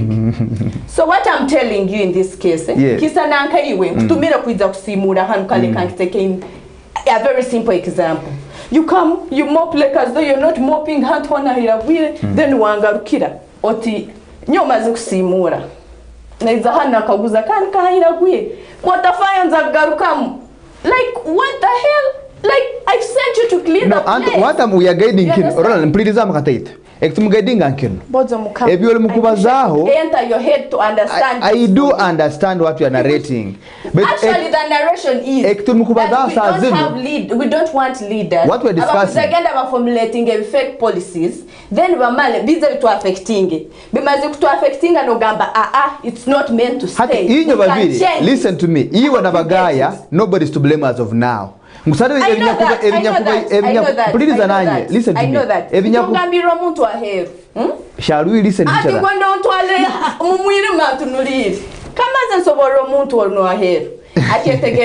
We don't want time wasters. You understand? We don't have time. So who's the time waster now? About formulating policies in case because now they are taking us.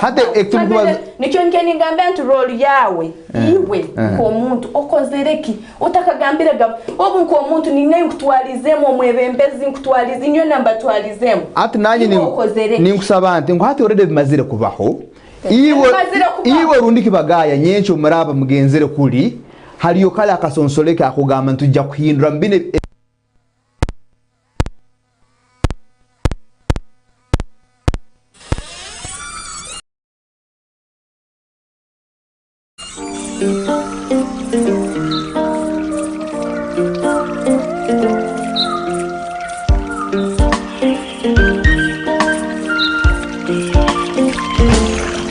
bagenzi harohe kitweka ekinkumanya kikahumba ruhanga ubuyemera hansozi olengeresi amare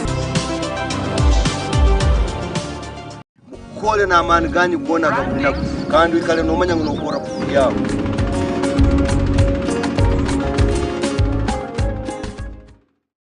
ora ratings bamato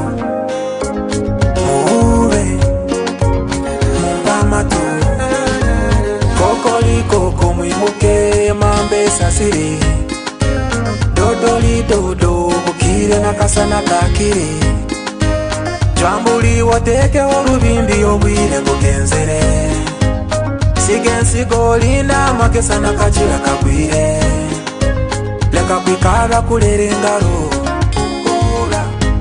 sabaruhanga kuyambe nagawotaireho amato kose saka kataitako inaho omuranga ngutiri tafari ntaireho amato niwe tara ya goro oh yeah don't have the future ya goro olikelelesi osemeriro bemwelembezi olikelelesi osemeriro bemwelembezi kole byafayo n'abalija bali kusomaho bali kimanya bwatoro karwane ndaro bali kumanya kemanzi yatoro kakwane ngabo ekyali kyawe mu bamani kiri bambitabo hura mbamato muwe mbamato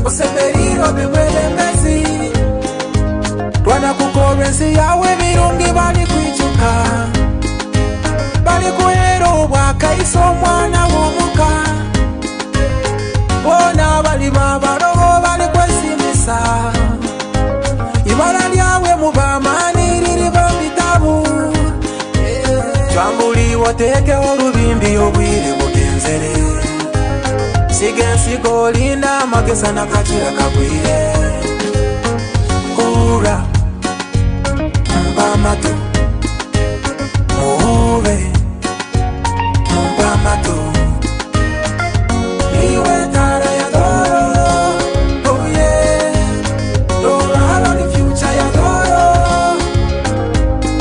olikelelesi osemeriro bemwelembezi olikelelesi osemeriro bemwelembezi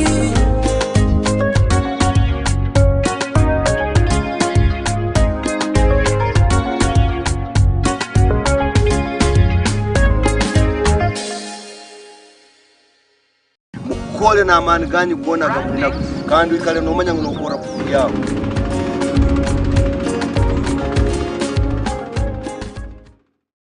hura running mbamato muwe mbamato kokoliko komwimuke mambe sasiri dodoli dodo bukire nakasana kakiri twambuli woteke olubimbi obwire bugenzere sigensigo linda makesa nakakira kagwire leka kwikara kulera engalo hura sabaruhanga kuyambe nagawotaireho amato kose saka kataitako inaho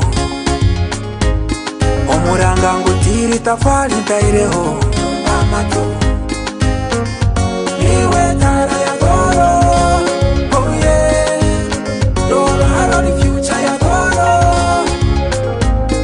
olikelelesi osemeriro bemwelembezi olikelelesi osemeriro bemwelembezi kole byafayo n'abalija bali kusomaho bali kimanya bwatoro karwane ndaro bali kumanya kemanzi yatoro kakwane ngabo ekyali kyawe mu bamani kiri bambitabo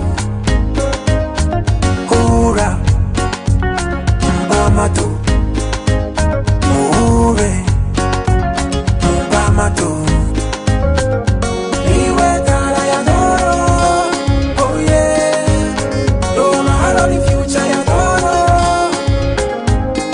olikelelesi osemeriro bemwelembezi olikelelesi osemeriro bemwelembezi Okay, thank you so very much for that brief kasongo break. It's not commercial, just a break kakazina kahezi umrozi wetu murungi. We are coming to a climax of our discussion of today. Ningwanza kubasima, there are so many people following and there are so many messages that have come in through. Bitule kambaze so many hanke her messages because there are many, but I will not read them all now. One is Etienne Musana Nagamba Bagaya. That act is a new amendment of NEMA. Act 2023, did our member of parliament do consultative meetings before amending the law? So I think Bagay, you are misleading someone at some point. I am not misleading someone. Is saying no. The wrong question to the wrong person. Maybe it could be akuye okutoka toka genzere. This is beki nyakaka wa nyaki something. Bagaya. Hapako utaimuka bwimuko kagendo katuhereza toro. That institution needs somebody who knows all its corners in order to lobby for the area. Just go. So I think no that against primarism come again. Someone is saying here. Now this is there are many bright sajidi nagamba nagamba he bright positive jacob. That is not I don't know this there are other men. Now Toro will keep losing capable leaders. This is Freedom Talk. Toro will keep losing capable leaders because some people elect you because of money. I love seeing the two ladies in studio elaborating clear things about what Toro is going through. Thank you so much, Freedom Talk. Onagambono wa fourth shopper. Thank you, my brother. Watching live in Iksenyi. What I can tell is all these two women are capable. Why wouldn't one give Bagaya support to go and present us? Then after Bagaya, another will also go there and present it. Anyway, guys, there are so many messages here. Her YouTube is raw, na Facebook is raw. So in the next 10 minutes, 5 each, intaga summing up, turaga sabana karuru, then maybe next time willing to garuka. However, you guys, for TV, we are now going viral to her all social media handles, to her Zam, to her Zuku. I wish each one of you individual would come through here independently. Buy some airtime, talk to us, talk to your viewers, and hakuwa sana mko mlebengi bulio mtakubaza mtemagwe ukahwai. But when you come in once and individually no sakwija no baza umtemagwa gona ngwai. Now I've loved the last before we go into a musical break, I love the whole interaction. It was that's what I want, and that is what will be also in the house if one of you goes there. Nibyo bibaye kwingisaniza ebitekerezo kucyo warakisika akakisinguza nwakuja kitomia mkichweke cho wabu na mbera kuja kuba naruga. Now with these few days or a week and a half to you guys your primaries vote ukomo kwa primaries bike mukorora ebyabasibensi bandiye gombere bamanye nukwe batakora nsobi nkiyezaba abanyakozirwe abanyakunuko mu bitembe mu bikale bitaine ngudo ebitaine maziba ebitaine maize marungi nebindi nkebi because based on one of the comment eyom haba viewers yabanagamba ngo abantu kasumukano bakoma bembezi bano habo asente. That's why we are losing out capable leaders, meaning you two girls and others outside there, you are capable. Two ladies. Thank you. Okay, yeah, thank you for the guidance. Inyo abakazi ababiri nemusobora the viewers nuko bakugamba betu nja kusanga bagato ene sente zukumara Roland ene sente zukumara kandi uko aherebe mukugenda abantu bagamba nyo mpamuka kwantu manye bagato rakusindikaye to garuka Roland to rakutumanye ncha to kuija kuba no garuka based on the previous examples. Yes. They think. Nguti mkuja kugaruka. Thank you very much. Atinatandiko kwangu ni Quran. Amendment. Oh wow, I love that. Now, again tekereza Bagaya. Lakataka na Rwanda tubumabumba. Akini ya 5 minutes o mariri Bagaya kilozinga tugende. Again tekereza nyakuryoku mu bantu ngu timwine sente timkuja kutwebembera. Kandi abanyakuzine nintekereza nanyi obagireyo tibakozire. Enyakara nkegi hakwata jijo kwasimba mugongo abantu amwaka bagambire kirukumara nuko bakwesigise ebenderegi nakaruwa kabona. Iyo omwikazi worugara Fort Poto nyoni ntekereza ngusente kugura akaruru kawe it's something ke wandwaira no jumira iyo muntu bikalira heri no turore actually wetantale muno nokuba okubanza gamba ni akarukange ni katunda because tokumanya ekyo kutunda tudenja kuba example imbaheire abantu nokuba binga in their lands in their land yeah barukuba ihamu omuntu wogu tinkikozesa sanke example embi babokuba kyobusasa no sangomu harimu omuntu wo muratunzira hakaruru atamanyire ngu actually policies z'abantu bano bakukora nzagaruka zikoleki zimu affecting so it is today that they are actually feeling it yeah nayo nukuolyo kwendu kiro kinwire hara amazima gonyine mutahi wange niwo kuongeraho obora ko makubi habakuba policies z'abantu bano bagamba you see the last time I told you that the picture of Lady Justice is covered ameso gaswekere it's blend meaning that the law is a two-way sword kiro kinu mazima nesa kuchumita nyonye cyane chumitode na rujikoze na onengane koraki ni mchumita so ningamba abantu nti okome kurungi komo omuntu rukumanya nimbagambira abantu beza kujamba bagambira ibintu bingi nyonko musomesa nimbagambira nti nyine ngasoma psychology etunetu abantu tuine natural instincts muntu asa kuja akagambira ikintu so kubolya no rumbiri ngukwiruka you just know maybe I have a problem sometimes it's true of course sometimes it's not na handa ro muntu so kuja akakubaliza karura amazima gonyine no muntu ambaliza amazima ukarane ono amazima ambishire so mulenge okukozesa those natural instincts zanyu kandi ahandi na handi mukameza kubayamba omuraba numuja casting akarukanye mukakastingire ensonga mukameza kubayamba ekisa kugamba mtu sa umuntu a investing hata kuja kuihamu nyoni ngamba ni musomesa webyo busubuzi entrepreneurs of course invest to get profit that's it yokonero muntu natundebye byine nagamba nyo amazima kankuhe for you what comes into your mind so you have because in the first place of hareja anything ekikumuhasente takuja kuanza kutekereza hiyo akegwa sente na wenyine waza hairo waliza kumapproaching otinyine kizibunanga naiza kugamba wewe takuja kufahamu nabo kuba nakimanya akakwereye akasente amazima kumukuru so kirhaliwe omuntu wabulikiro ningira gambira abantu haroho akastory nkira kutera abantu bengi briefly that there are two boys in India bakagenda kuroda prophet na rode byo maiso but prophet banu in most cases babaga bafuba maiso so bamwizire bamuhika maiso bamugamba prophet maiso gaho harumuki prophet ona akabagamba harimu abana babiri nindora bozo babiri bozo bano bahimbire riba but their dad was alive bamukavuza enyuma zaitu haliyoki mbweriba yabagambira bamugamba ali akalaki eriba likabaliri ya white yabagambira ali ya white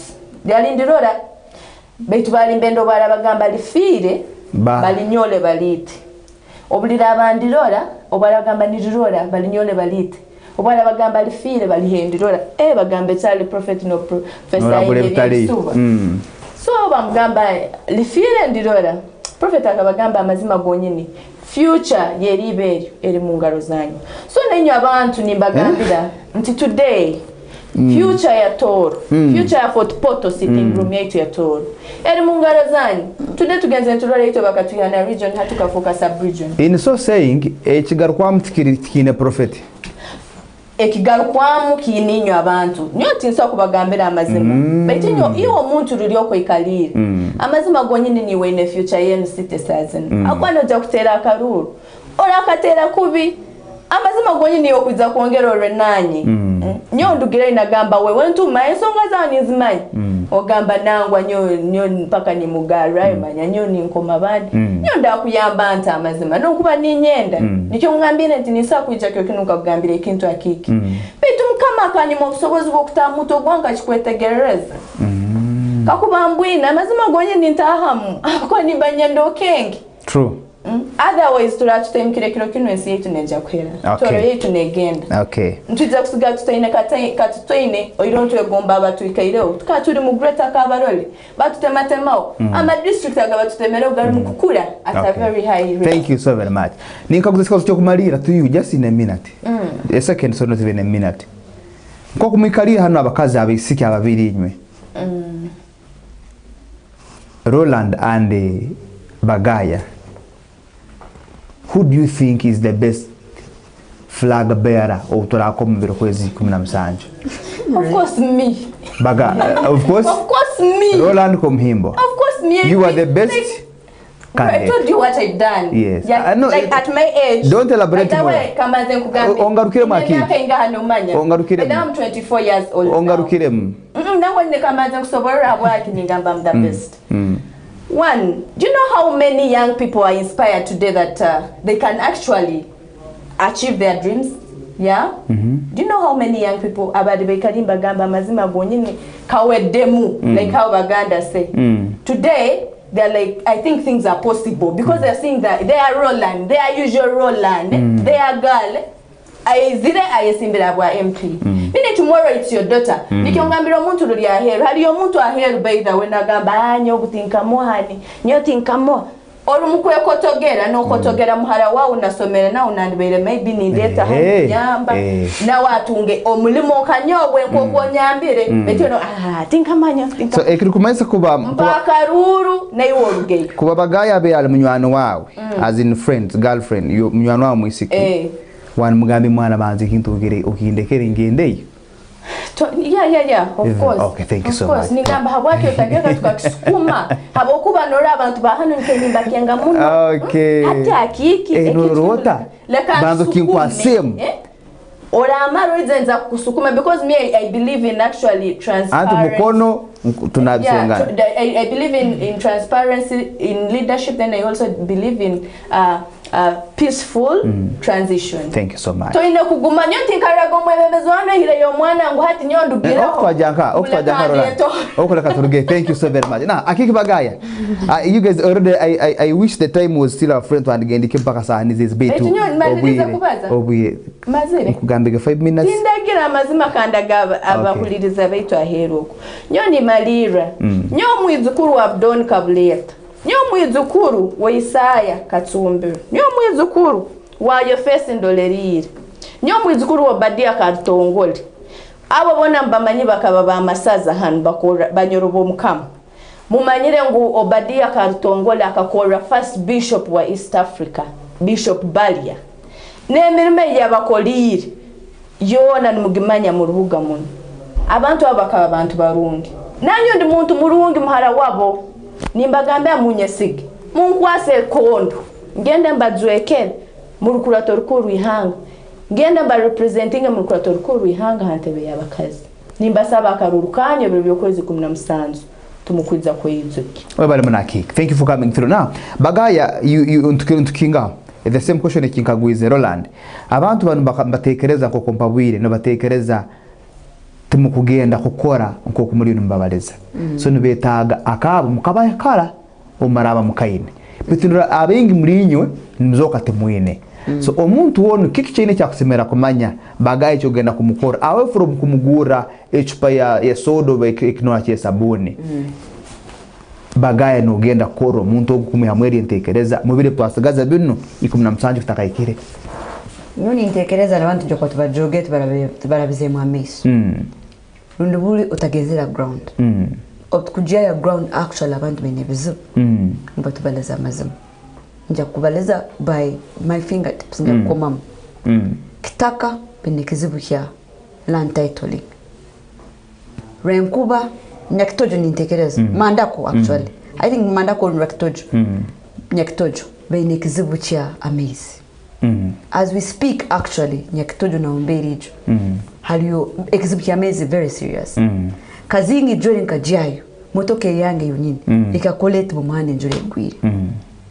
Omukazi kansela yangamba ati omuntu abekuntera sazun abukuyo MP Toroho nyo kansela ndehe akangamba ati nsindikira omuntu aranyamba na boda kuneti nayo omuntu omukazi wakwenda kuzara ni murabyanka tena mhanda nyo ni intekereza of course ati bukubura mu politics ngogu nagamba kange kampe okuboke na katete nokamwa beto halmu abantu abinebizubu Yoni ntekereza cyo kwatuba jogere tubarabize mu amezi kutekereza ngo halimo abantu mutoro yetu yona mu 200 villages that make up my football tourism constituency city tourism city ngubona nimenda sente abakwenda kubayamba nekigenderwa ni babengi abakazi bali mu bitebe bulu bukyari kimkujiamu abantu besoreisi abantu bekozere mu mulimu abantu benda kubayamba nekigendererwa that's why slogan yange kajikoma nekigendererwa abantu bajwaire polipo ya munwa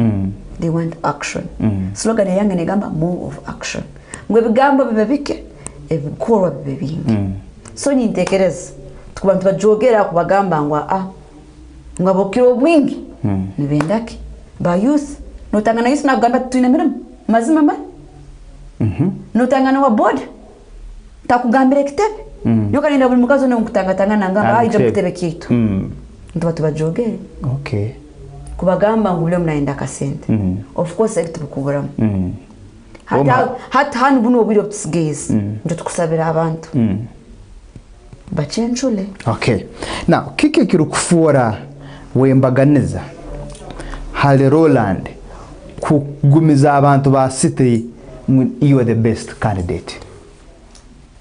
First of all, I think everyone is a good candidate. Nintekeza buliomu kandi yenda mubasime abokuwa tikyanguhire buliomu kwehaya keja kagama nyesimbi kintu kiamani muno obo bumanzi buliyo mtu nakujumya nibyo tamanyi na kuteka kintu kyotamanyi bagama ngbagaya tamanyi rutoro mbalizeke okeni munyondi munyarwanda tena bagama ndimechukura kasonkwanzi. It takes a certain kind of courage. Muno. Yeah, I wouldn't be a journalist. Okay. Once a journalist, always a journalist. Never. Hati eki nkwenda kubasimira abo bumanzi yo. Hati nyenda neitwe twerole mu keitwe nk'abantu. Ngwe bizibu by'abantu bali mbatugamba. Twabukora tutwabitera solution. Hati nambe tukire rhetoric yebwereyo. Omusajja semunjuwa ndakangamba nze ndi MP wamwe nawe mneyo jemuva Uganda mja kunganya tinkomanya Burundi na mainsa ndi MP wanyu ndi MP wanyu na noku nambe mkoraki mukuruga mu president bakuja kabagamba ngo nimusindikira abantu batakubaza abantu kwitegereza takibaza very likely it is a serious statement. Sure. What makes me different? Nina kubagambira abantu bamukama tinabagamba ndi mwana wato tinabagamba nti ni mwijukuru wa Kasungwanzi. Yes. Nabagambira Uganda hati nintekeza tuzubiteka rubacho. It doesn't matter ngobo kasoma wakanka. It doesn't matter nguiwo mwijukuru woha. It doesn't matter ngokolire nkaha ekikuru abantu. Service delivery hansi omuntu wabulikiro. That is the only target. Nyoka kubantu banyamba bakagamba na introduction to hiyo ekikuru abantu genda kubakora. Okay. Ni malira ningamba nti hanu kakura ukasomera mbona kibagamba tindi mushaka muno kandi abanyamakuru bagamba ngwa akana katabunga katekereza mau ngono wakora ki eki cyaba inyinda mutandikiraho ngundu basire kandi bizibe byokiro bwingi they cut across veitu ngu solution niya turuga kintu cyono cyo kugamba munyonkulire hano munyonkulire hano munyonkulire hano ni nyonku byetegereza by the way nicho bakora nekintu bagamba research ngobo ukora research you even get evidence you get information you go on the ground that is no iyo kimanye ngo sokwa noikarani ni kukizelia kazingo sana very true abo kubantu basire koze research everything bikufawo ekikuru what is a solution at the end of the day. Manya nkibagambire enda oba how do I drum it in our heads the solution ebyo kutoka bintu bikalema bintu bikakora bita ebitu biyebwe solution erinka no hagine no so gibaletera ekikuru sazi no bwire busigere kusobora abantu ngwe dinte kufayo edintu zini twenda turanga tukiriza ruhangoma no wa ala nawo nagamba ngo ruhanga just ngowe namweta ala no muhereza nawo nakugamba ni ruhanga wangi ogu ni omuntu wakoraki owe na mutuma kumlinda ekikuru ngobo kuba mwebembezi no mwebembezi wa nyamadina batalibao no mwebembezi wa batalibao abo Uganda no mwebembezi wa bona. Okay. Service delivery is the last point. Ni malira ni mbagambira nti saba karuto gende I am exposed ekinteke mtakizanisa mbagambire meeting ezimu mkahura bamu ngone beija mbavuga niweka mubende hal nibahindura bagarukaye mbaika Kampala na suite tubakugemanya Neka no parliament batandikira komite erinka ate wobuye tubucyaro iyo oli munyamakuru beka bagamba ngumba bahani akebiri kubanza familiarize themselves with parliament kumanyize kika ate wobuye bugenze eri ati mujaba zeme abalize nke mirundi kama 12 iyo cyari no sera namba komite nyambere tinkwetinira kubaza nimbaza mbende munyamakuru parliament anonkugarukira na mbere bintu ebiri nawo ndi mutinde mushakalo ni imanya na process yoko bihayo ndi mwana wanyu this is bagaya bale baleka kunyihamu tutakugonyerwa mutakatora nizire nyeheireyo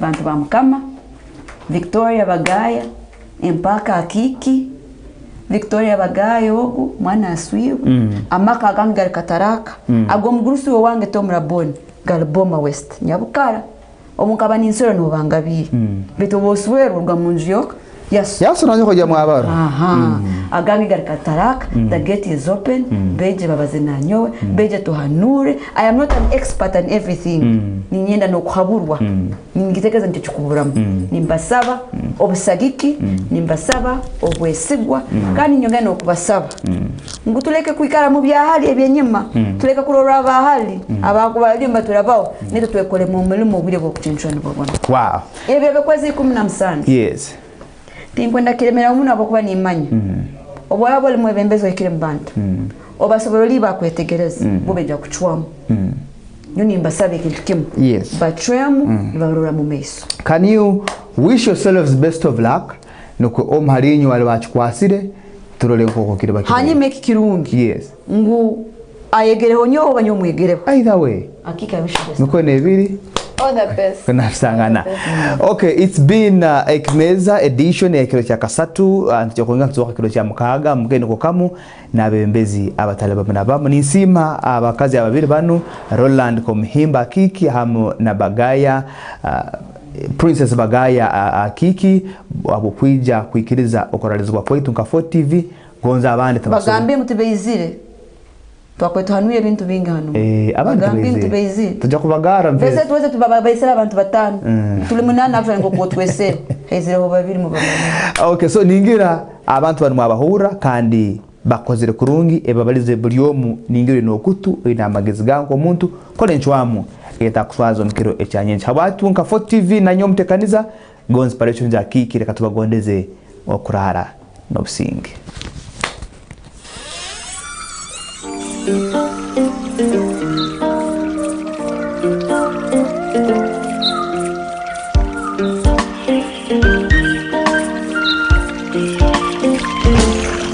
Bagenzi haro ekitweka ekinkumanya kikahumba ruhanga ubuyemera hansozi olengeresi amare